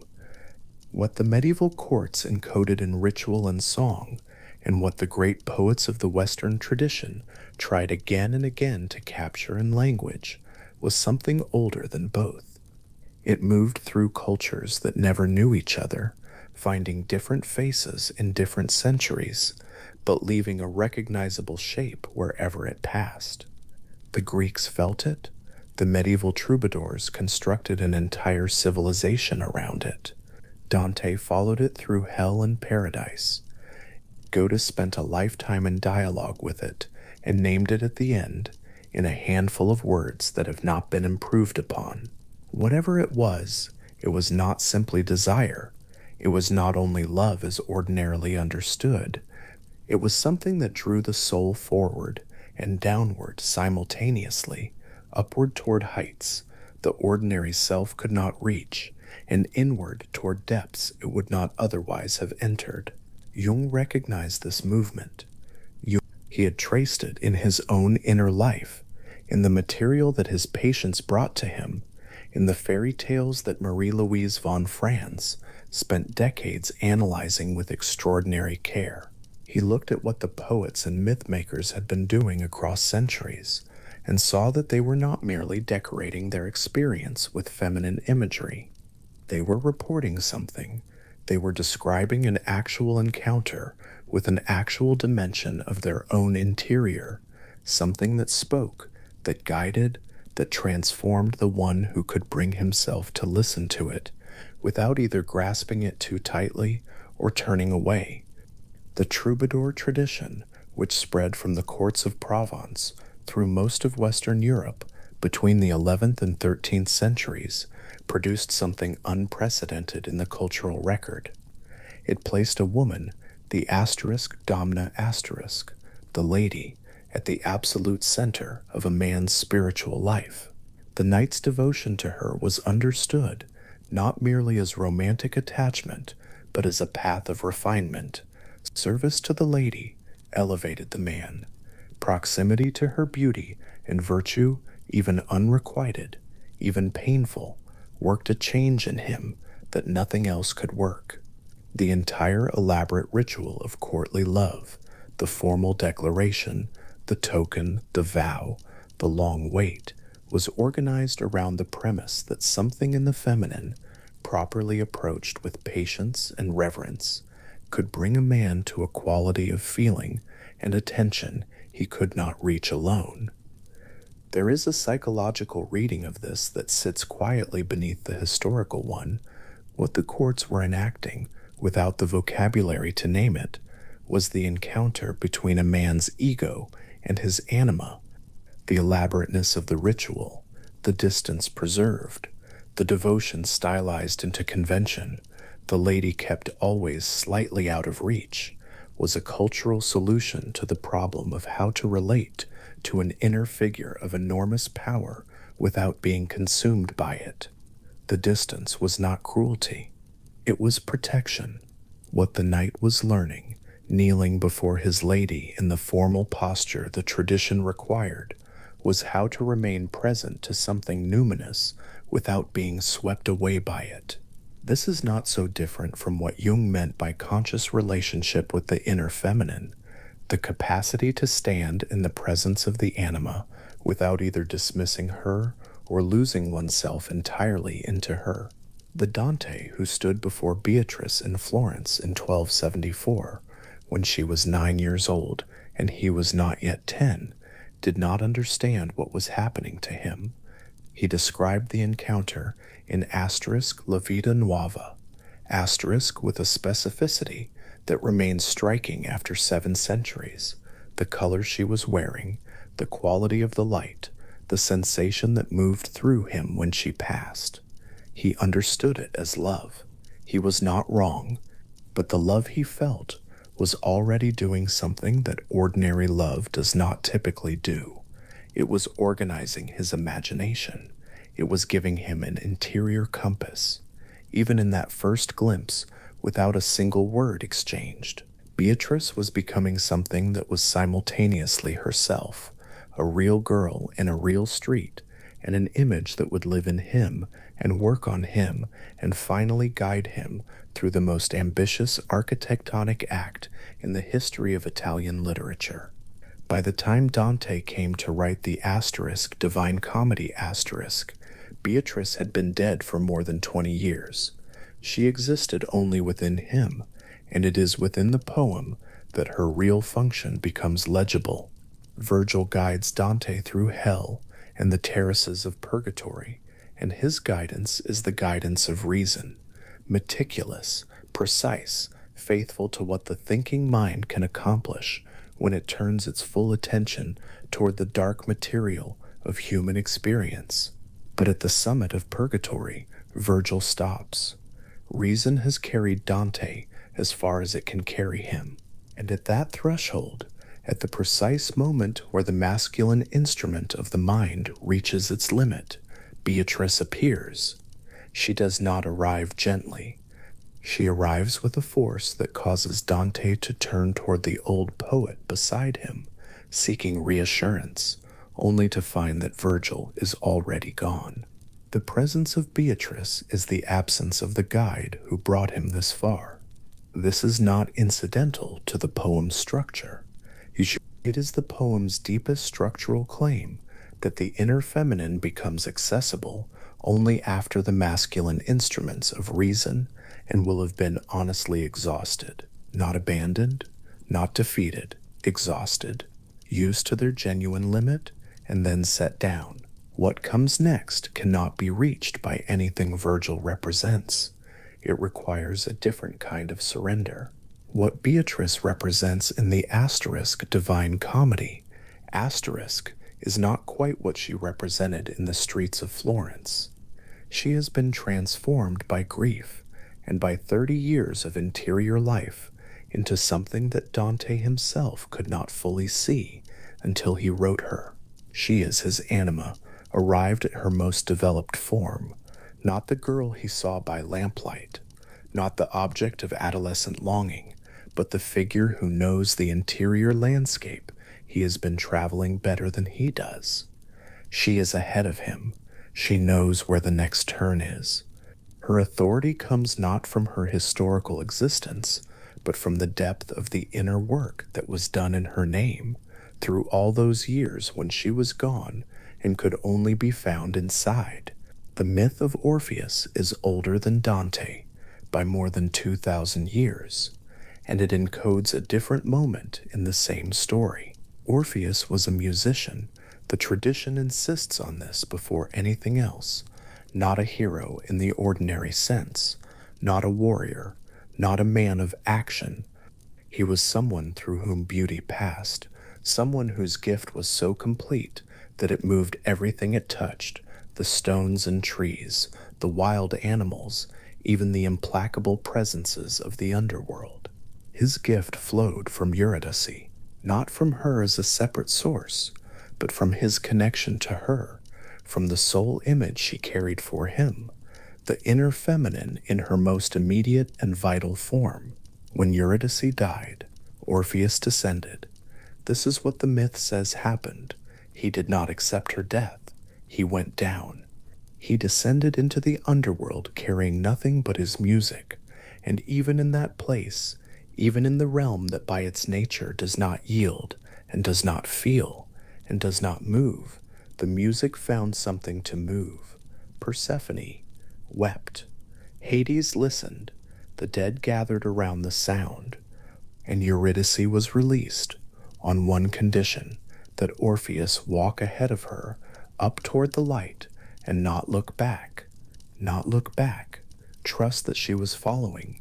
Walk forward into the not knowing and let the soul image find its own way up behind him. He turned. He could not hold the not knowing. Something in him, the ego's oldest and most ungovernable reflex, needed to confirm, needed to see, needed the reassurance of evidence. And in that backward glance, everything was lost. Eurydice descended again, this time beyond reach. The myth does not present this as a failure of love. Orpheus loved Eurydice completely. His descent had proved that. What it presents as the tragic limit is something subtler, the inability to trust what the depths have given, without insisting on controlling how it is given. The gift of the unconscious, Jung understood, arrives on its own terms. The anima cannot be grasped. She can only be trusted. After the loss, Orpheus wandered. He still played, but the music had changed. It had the quality of something that has passed through irretrievable loss and come out the other side, not softer, but different, deeper, perhaps, in the way that sorrow deepens whatever it cannot break. And the myths that grew up around this period of his wandering contain an interesting detail. He was said to have taught other men. He passed something on. What the descent had given him, even in failure, became knowledge that could be shared. The journey into the interior, even when it does not end as planned, changes the one who made it in ways that eventually become available to others. Goethe sat with Orpheus and with Beatrice for nearly 60 years. He began Faust, in his early 20s, and did not complete it until the year he died. The poem was his life's work, his sustained act of inner witness, the record of a man in lifelong dialogue with the deepest forces moving through him. Faust seeks everything.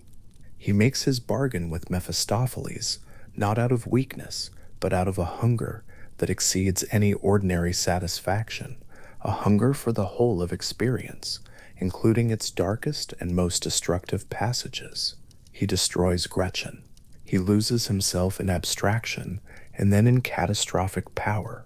The poem takes him through every dimension of human reaching, and at the end of all of it, at the end of 2 enormous volumes spanning decades of a poet's lifetime, a chorus of voices rising from the top of the poem says this: Asterisk das ewig weibliche zieht uns hinan. Asterisk Bekied, the eternal feminine, draws us upward, not the masculine principle, not reason or will or ambition or any of the instruments Faust has used and exhausted across the poem's entire length.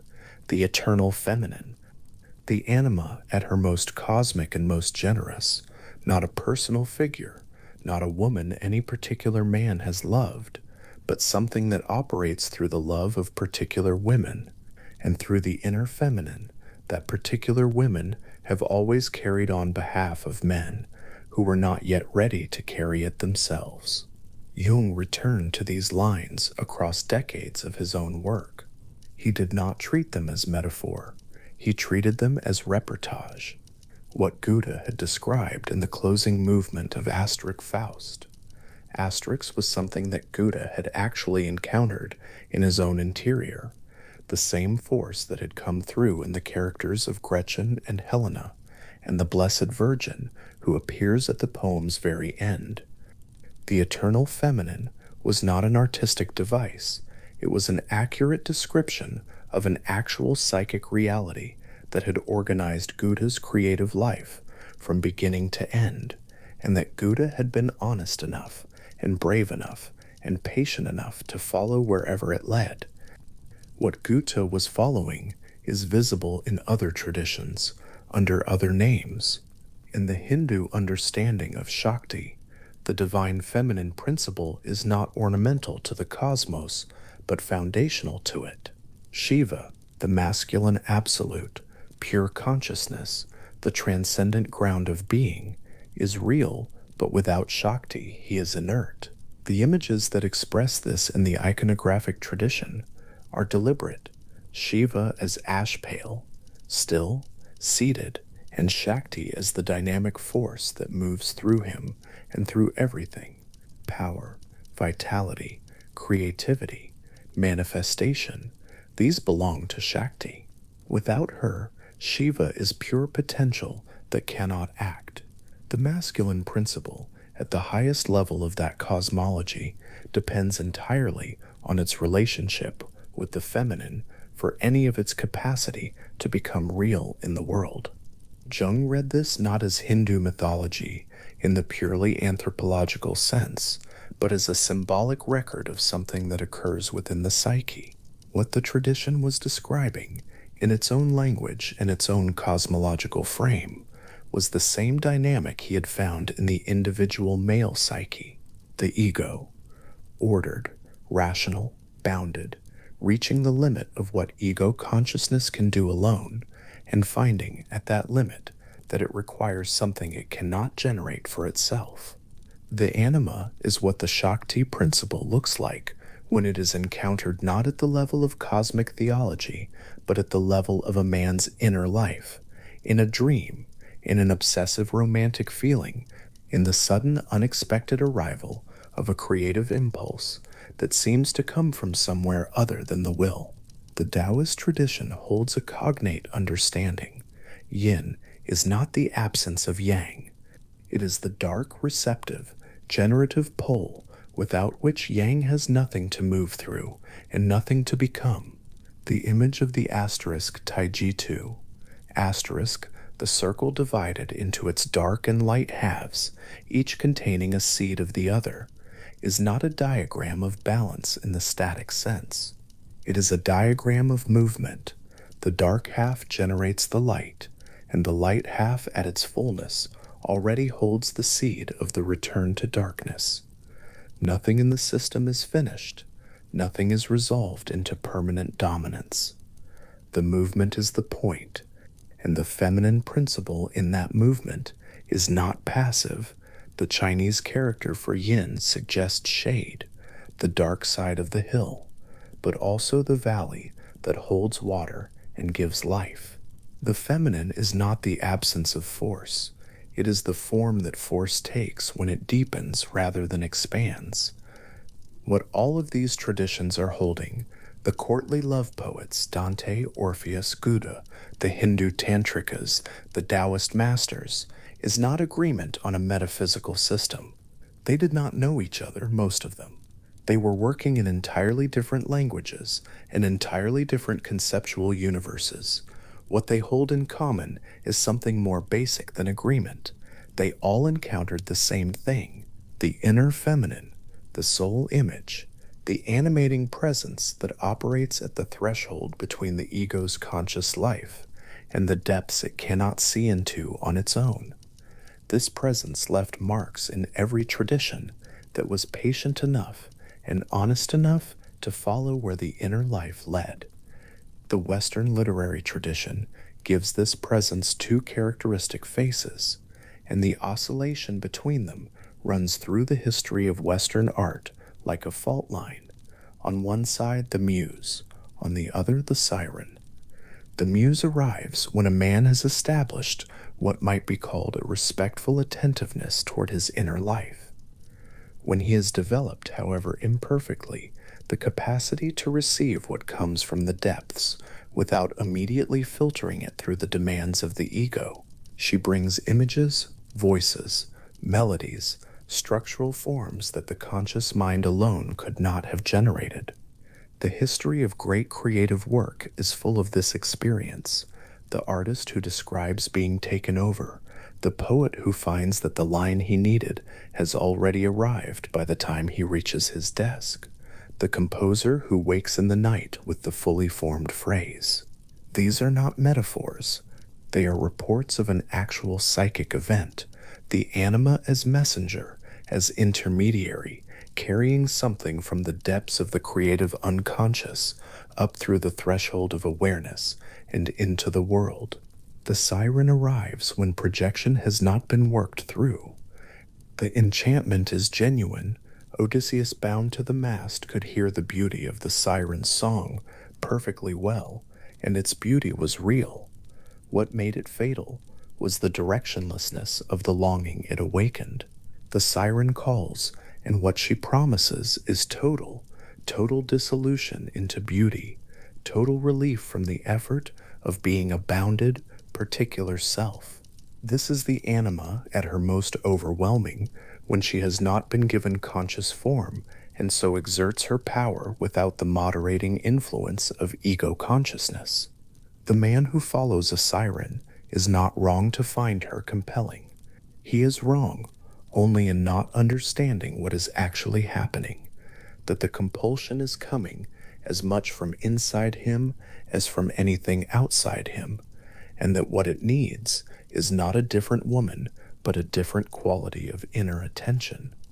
The history of Western art is populated with men who oscillated between these two experiences without recognizing that they were, at bottom, encounters with the same force. The poet who finds his muse and the man who ruins himself over an idealized woman are not having two different experiences. They are having one experience at two different levels of consciousness. The muse is the anima met with enough interior development to engage her on something approaching equal terms. The siren is the anima met in the condition of unconscious projection, when the ego has not done sufficient work on itself to distinguish between the inner figure and the outer person onto whom it has been cast. This distinction between the muse and the siren is not a moral judgment. It is not about virtue or weakness. It is about degree of consciousness. The man who follows the siren is not lesser than the man who receives the muse. He is simply at an earlier place in a long and difficult interior journey, a journey that most men begin late, many men resist for decades, and that the culture as a whole has provided very little honest preparation for. Kuan Yin stands in the east as the muse stands in the west, though she is something more settled, more ancient, less personal. She is depicted seated on a lotus, pouring water from a vessel that cannot be emptied, her face carrying a quality of attention that is simultaneously absolute and entirely free from demand. She gives. She does not require anything from the one who receives.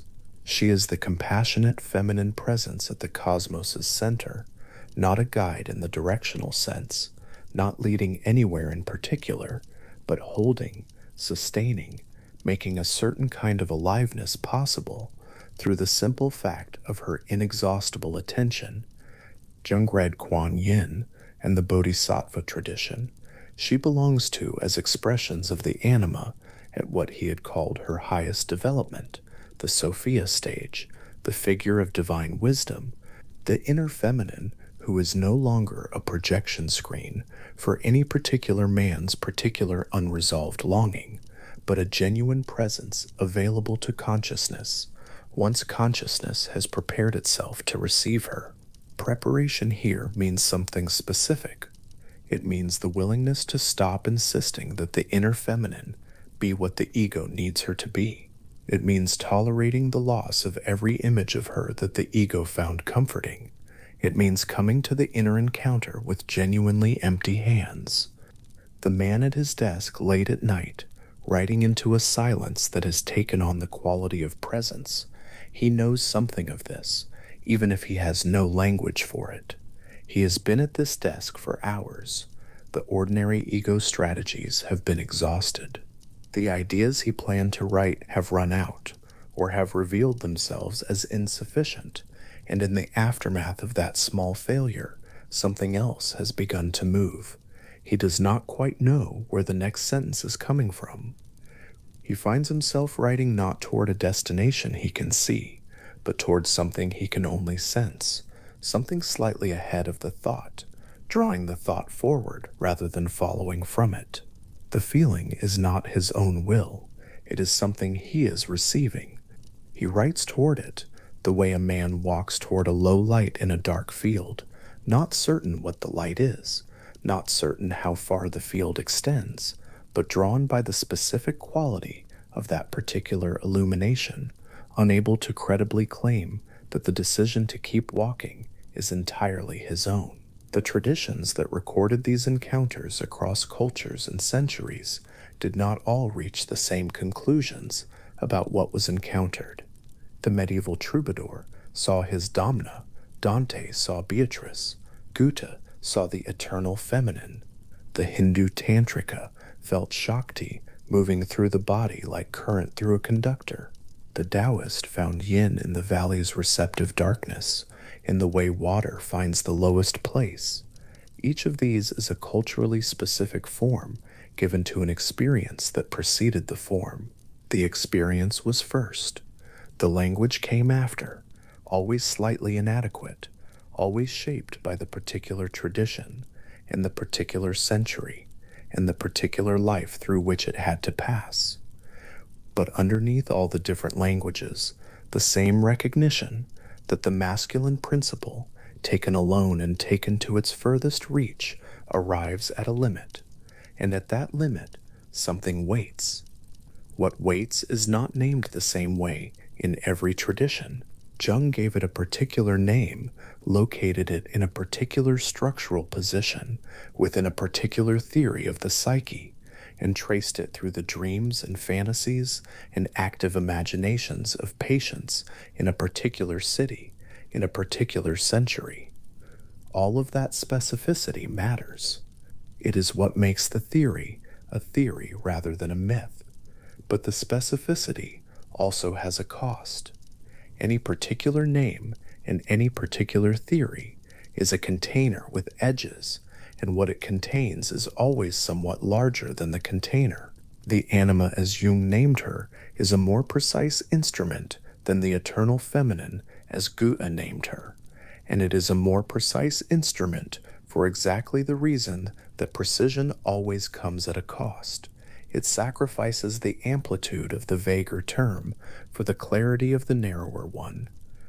What the poets kept that the theorist sometimes loses is the amplitude, the sense that what is being encountered is not only a dimension of the individual male psyche, but something that moves through the cosmos at every scale, that the same force the man at his desk is receiving in the form of whose an unplanned sentence is also the force that holds the galaxies in their slow rotation, that the eternal feminine is not merely a psychological category, but a description of something structural in the nature of things, something that cannot be made smaller by being named more precisely, any more than the ocean is made smaller by being mapped.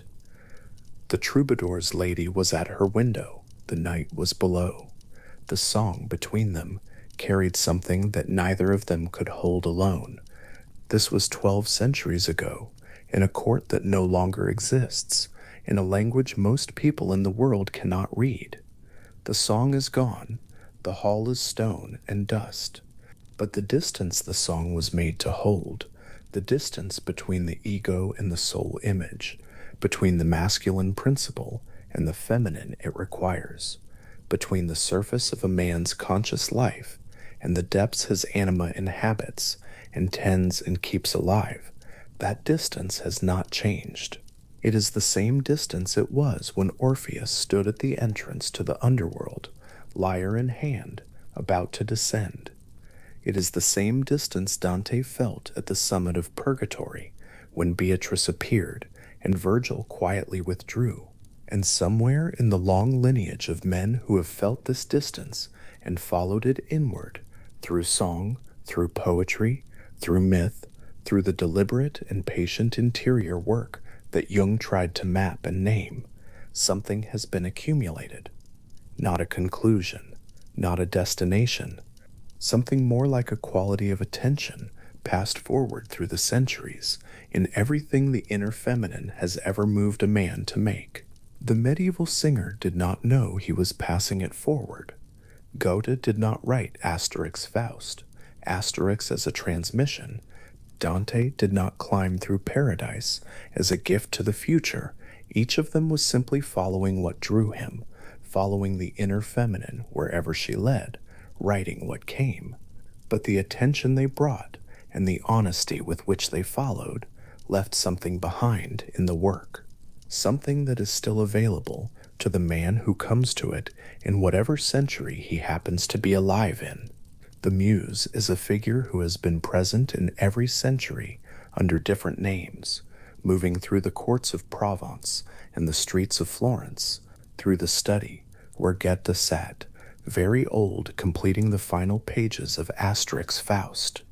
Asterix, through the Hindu temple where the Shakti principle is honored in the body's own capacity for sacred feeling, through the Taoist garden where the valley holds its water in the dark, not diminished by being named, not made smaller by being recognized, still drawing, as she always has, the soul upward and inward through the simple, inexhaustible fact of what she is, and what the poets were reaching toward in all their centuries of reaching was always already inside the reaching. Jung was at Bollingen before the light had made up its mind about arriving. The lake was still, holding the dark in its surface, the way still water does, not reflecting anything yet, simply keeping what the night had left. He sat at the stone table he had built with his own hand, the one that stood in the open air near the tower, and he wrote in his journal in the particular silence that belongs only to very early morning, when the world has not yet resumed its noise, and a man can hear, if he is patient enough, what has been moving through him while he slept. He was in his 70s by then. The arguments had been made, the books had been written, the seminars had been given across decades in Zurich and elsewhere, and what remained was something quieter than argument, a continued attending, a willingness to stay with the questions that had organized his entire working life, and to let them be as open as they needed to be. The stone of the tower behind him was carved with figures he had made himself, worked into the rock by hand over many years, images that had arrived through the same interior process he had spent a lifetime trying to understand and describe. Some of the carvings were of a feminine figure, not any particular woman, something older and more interior and harder to name. At Bollingen, the ideas that had taken years to formalize in published language seemed to rest more easily in the stone and in the water and in the early gray light coming off the lake. The anima, that inner figure, that guiding and troubling and generative presence, here in this place he had built slowly and with great care over many years. She was less a theory than a fact of experience, something he had learned to live alongside the way one learns to live alongside any long-standing relationship, with its particular rhythms of distance and closeness, its seasons of clarity and obscurity. He dipped his pen and continued writing, and the lake held its stillness a little longer. The path to that stillness had been long. Jung had understood early in his clinical work, working with patients whose inner lives brought strange material to the surface in dreams and fantasies and involuntary images, that the psyche does not simply follow the conscious mind's instructions. It has its own agenda, its own depths, its own figures that move through those depths without being summoned and without being dismissed by an act of will. What he called the unconscious was not a dustbin of rejected experience. It was more like another country that shared a border with the conscious mind, and from which travelers arrived sometimes at convenient hours and sometimes in the middle of the night, bearing gifts or burdens or both at once. The figure that arrived most consistently in the material of male patients, in their dreams, in the images that arose during the deliberate practice of inner work, in the patterns of their emotional lives, was feminine, not feminine in a simple or decorative sense. Feminine in the sense that she carried qualities the conscious masculine orientation of these men had not developed, had not yet found, had set aside in the long project of becoming the men the world required them to be. She held what had been left behind. She knew things the ego did not know, and sometimes could not tolerate knowing until it was ready. This is the structure that sustained Jung's thinking across the decades of his clinical and theoretical work.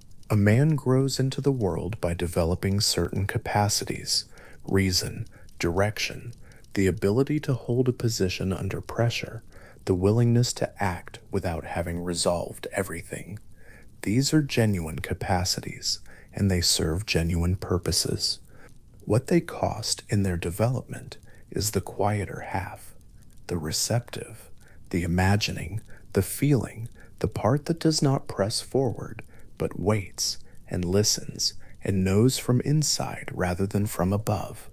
That half does not disappear, it goes deeper into the stratum of the psyche that lies below the personal, where it takes on an autonomous life of its own, gathering energy, developing character, becoming, eventually, a presence with whom the conscious mind must either make contact or suffer the consequences of not doing so.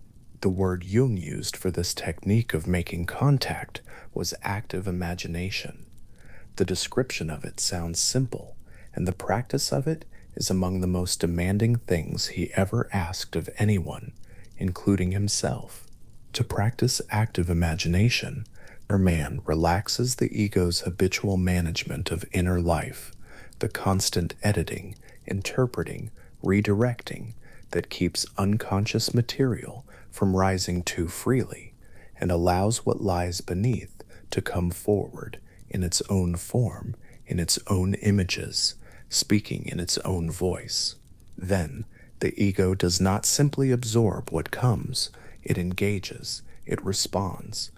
It says, in effect, I am here, I am listening, I have something to say back, and the dialogue that follows is not therapy in the conventional sense, not analysis of symbols, not intellectual interpretation. It is something more like a meeting between two genuinely different presences that share the same interior space. The demands of this practice are specific. The first demand is courage, the willingness to remain in contact with images and voices and figures that arrive with a force the ego did not generate and cannot quite control, and to stay in that contact without either running from it or surrendering to it entirely. The second demand is receptivity, a genuine openness to being changed by what is encountered, which is different from and more difficult than simply observing it from a safe analytical distance. The third demand is discernment, the capacity to tell the difference between what the depths are genuinely offering and what the ego is projecting, embellishing, distorting in the service of what it already believes. These three demands must be held simultaneously and in the same moment, and sustained across what may be many years of inner work. Jung had spent decades practicing what he asked his patients to practice. The encounters recorded in the Red Book, those interior dialogues with figures who spoke thoughts he did not recognize as his own, were his own sustained experiments with the technique he was simultaneously developing as a clinical method. He was both the practitioner and the subject. What he found was not a system or a doctrine. What he found was a relationship, an ongoing, changing, difficult, generative relationship with a dimension of his own psyche that had its own perspective on everything he thought he knew. The anima was at the center of this relationship, not as a symbol to be decoded, as a presence to be encountered. James Hillman, who had studied under Jung and then gone further in his own direction, spent years examining what Jung meant by the anima and asking whether it could be freed from some of the frameworks that had grown up around it. Hillman was a careful thinker, and he was not in the business of reducing ideas he found genuinely important. What he proposed in the sustained, intricate work he did over many years was that the anima might be understood not primarily as the feminine complement of a male ego, but as soul as such, as the animating, imagining, deepening function of the psyche, the function that gives things their felt quality, their weight, their resonance in the interior life, the function without which thinking is merely mechanical and experience merely sequential, one thing after another, without the undertow of meaning. This reading preserved what Hillman took to be the essential contribution of Jung's insight. There is a function of the psyche that connects the surface to the depths.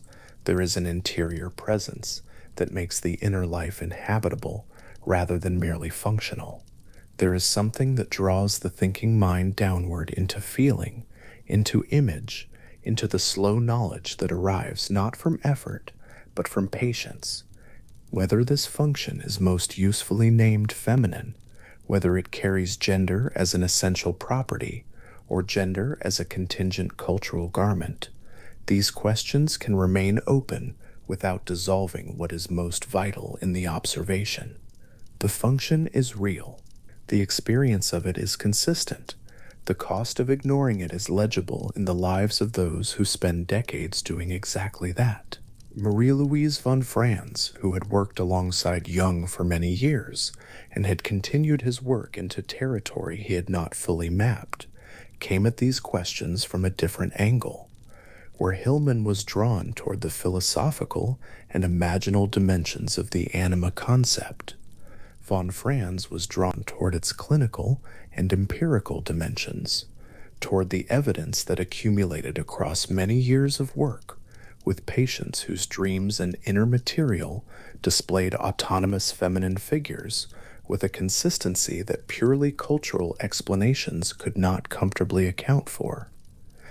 She had followed this evidence through fairy tales from dozens of cultures, through alchemy's elaborate imagery, through the dreams of patients who had never read Jung and had no preformed expectations about what their unconscious might produce. The figure arrived anyway, different in its particular clothing from culture to culture, different in its specific imagery from decade to decade of a single life, but structurally consistent in what it offered, what it required, and what it withheld until it was met with sufficient honesty. Von Franz did not dismiss the philosophical questions around gender and essence. She held them with the patience of someone who has spent decades watching what actually happens in the interior lives of actual people, and who knows that theoretical elegance can sometimes run ahead of what experience will support. What the experience consistently supported, in her reading of it, was that the inner feminine in the male psyche was not a comfortable abstraction. It was a presence. It had moods. It responded to being ignored, and it responded to being attended to. And the quality of the response in each case was different in ways that mattered for the quality of a man's inner life. A man in the middle of his own life, sitting with a dream he has written down at 4 a.m, is not usually thinking about theoretical frameworks. He is thinking about a woman who appeared in the dream, unnamed, her face slightly unclear, carrying something in her hands that he could not quite see before waking. He is thinking about the quality of her presence, which was not frightening and was not exactly comfortable, but was unmistakably important, in the way that things are important in dreams before the waking mind has had a chance to diminish them into manageable categories. He is thinking about what it means that she appeared now, at this particular point in his life, and he is not sure yet whether he believes that it means anything, but he is willing, this morning, to stay with the not knowing long enough to find out. That willingness is almost everything. Jung believed this, and the clinical evidence that accumulated around him appeared to support it. The anima does not require a man to hold a particular philosophical position about her nature or her origin. She does not require formal practice of any established kind. She requires primarily that she be met, that she not be permanently dismissed or collapsed into a more comfortable category, or projected outward onto a succession of women who carry the charge of her for a season and then are found to be ordinary human beings rather than vessels of the numinous, which is always what they were and always what they are entitled to be. The projections do not stop all at once. They thin over time as a man does the particular kind of inner attending that allows him to begin recognizing what belongs to him rather than to the person he is projected onto. The woman who once seemed to carry the whole weight of an inexplicable luminosity becomes visible in her own particular, complex, irreducible humanness, which is not a loss, though it can feel like one at first. The light does not go out, it comes back inside. It finds the interior place from which it was originally generated, the place where the anima actually lives, and it settles there, and the quality of that interior life begins to change in ways that are slow and difficult to name, and unmistakable in their cumulative effect. What changes, Jung said, is not one thing but many things at once. The capacity for genuine empathy, which is different from the performed empathy that the social self learns early and deploys with varying degrees of authenticity. This deepens, not because empathy has been added to a repertoire of skills, but because the interior distance between a man and his own feeling has narrowed, and the narrowing makes it possible to be genuinely present to another person's experience rather than managing it from a careful remove. The creative capacity, the ability to bring something new through from a deeper source than habitual thinking reaches, this opens, not as a technique, but as a consequence of the relationship with the inner figure that has always been the source of it.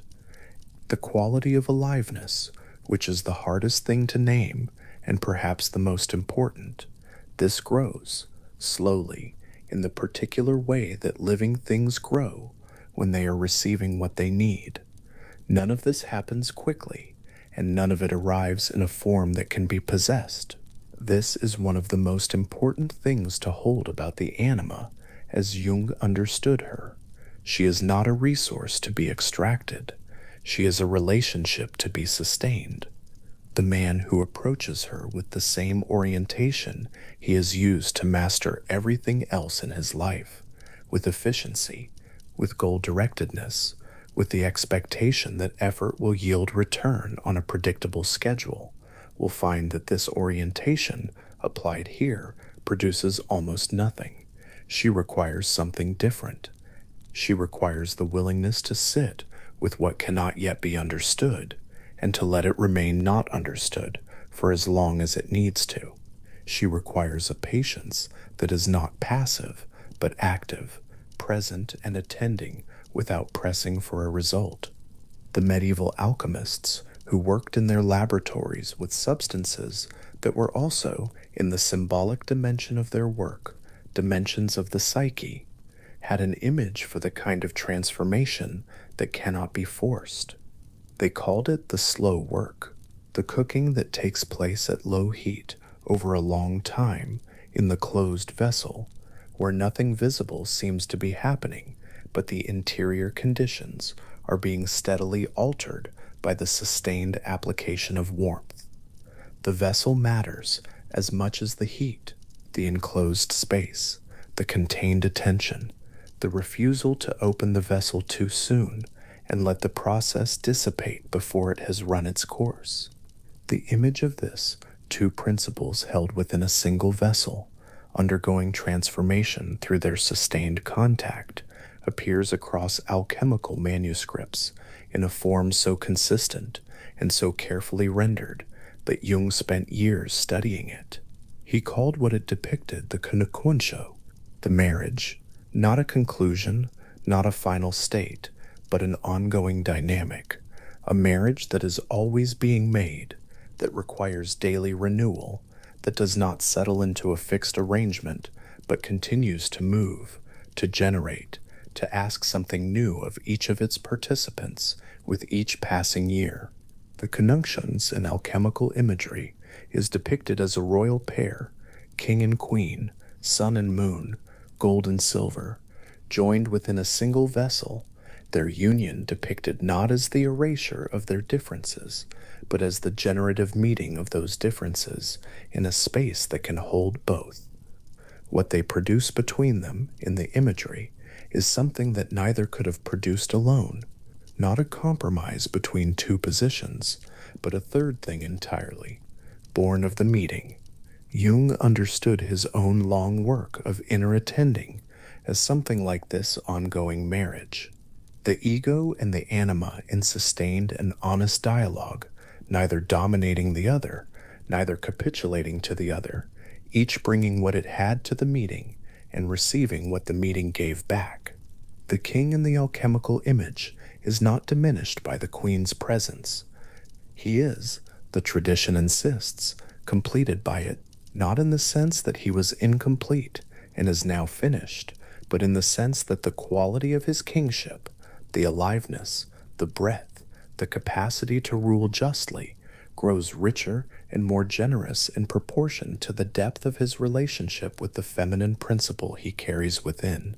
This is what Jung found in his own experience of the work, across the long decades of his life. Not the discovery of a feminine self that replaced his masculine one, not the dissolution of the ego into a more comfortable formlessness, the deepening of everything he actually was, his thinking made richer by feeling, his direction made more generous by receptivity, his certainty made more honest by the willingness to remain in genuine contact with what he did not know. The man who sat at the stone table at Bollingen in the early morning, writing in his journal while the lake held its stillness, was not a man who had resolved the questions he had spent his life asking. He was a man who had lived with those questions long enough that they had become the shape of his inner life, familiar and still generative, still opening into new territory, even in the last years of his long attending. Jung carved into the stone of Bollingen because the inner material wanted a form more durable than words. Language arrives and disappears in the reading. Stone lasts differently. The figures he carved, including the feminine figures, the anima in her various faces, as she had appeared across his dreaming life, were not monuments to a completed understanding. They were presences he wanted to have nearby, in the physical world, in the same way that the inner figure had been a presence in the interior world across many decades. He wanted her to be somewhere he could see her when he came out in the morning and set his journal down and looked at the carved surface of the wall. He did not talk about this work sentimentally. He was not by nature or by philosophical disposition a sentimental man. He talked about it with the same careful attention he gave to everything else, with clinical precision where precision was available, and with honest uncertainty where it was not, and with the particular kind of respect that one extends to something that has repeatedly proven itself larger than the framework one brought to it. The anima, he wrote in the last years of his life, is not an invention, she is a discovery. A man who has spent long enough in genuine inner work eventually reaches the point where he can feel the difference between what he has made up and what he has encountered. What he has made up yields to his will. What he has encountered does not. The anima yields to nothing. She changes as a real being changes across a long relationship, becomes quieter in some periods, more insistent in others, takes on different qualities as the man himself changes, reflects something back that he had not previously been able to see. But she does not disappear when he stops paying attention to her. She withdraws. She finds other roots.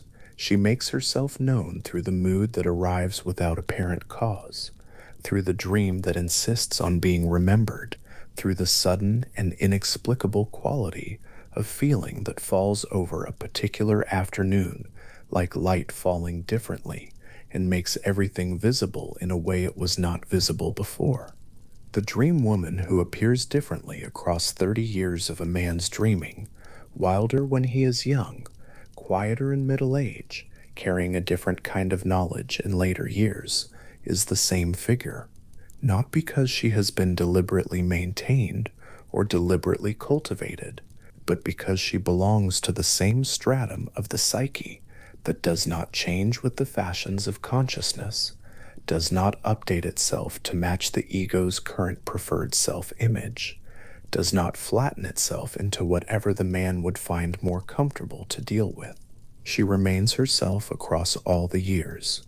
Her face changes as he changes, and her face is always slightly ahead of him on a path he recognizes as his own life, and she is always carrying something that he has not yet been able to receive. What she carries, at the furthest depth of the development Jung traced across a lifetime of attending to this inner life, is something he reached for with the word Sophia, the Greek word for wisdom carried into the Gnostic traditions and into the alchemical traditions and into the older layers of the Hebrew wisdom literature, where she appears as a figure who was present at the creation and who sat beside the divine like a craftsman delighting in the work. Sophia is not the anima in the form of desire, or in the form of beauty, or even in the form of spiritual aspiration, though she has been all of these in her earlier phases.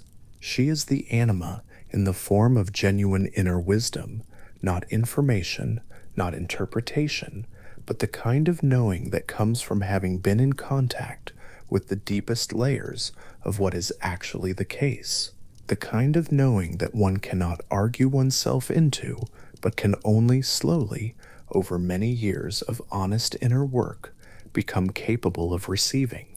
Jung did not claim to have arrived at Sophia. He was, as a thinker and as a man, constitutionally resistant to the claim of arrival.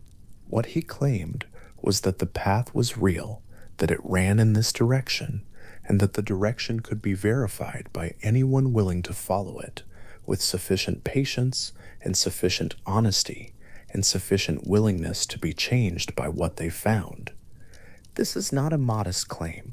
It is in its own way a very large one, but it is held carefully, not as a certainty about ultimate things, but as a provisional and well-grounded orientation toward the inner life, supported by decades of clinical observation and sustained personal practice. The lake at Bollingen takes a long time to give up the dark in the early morning. The light comes gradually from the east, touching the far shore before it reaches the stone tower, and there is a period of perhaps half an hour when the world is neither dark nor properly light, but something in between, holding both conditions in a suspension that neither insists on resolving itself. Jung sat in that light often in the last years of his life.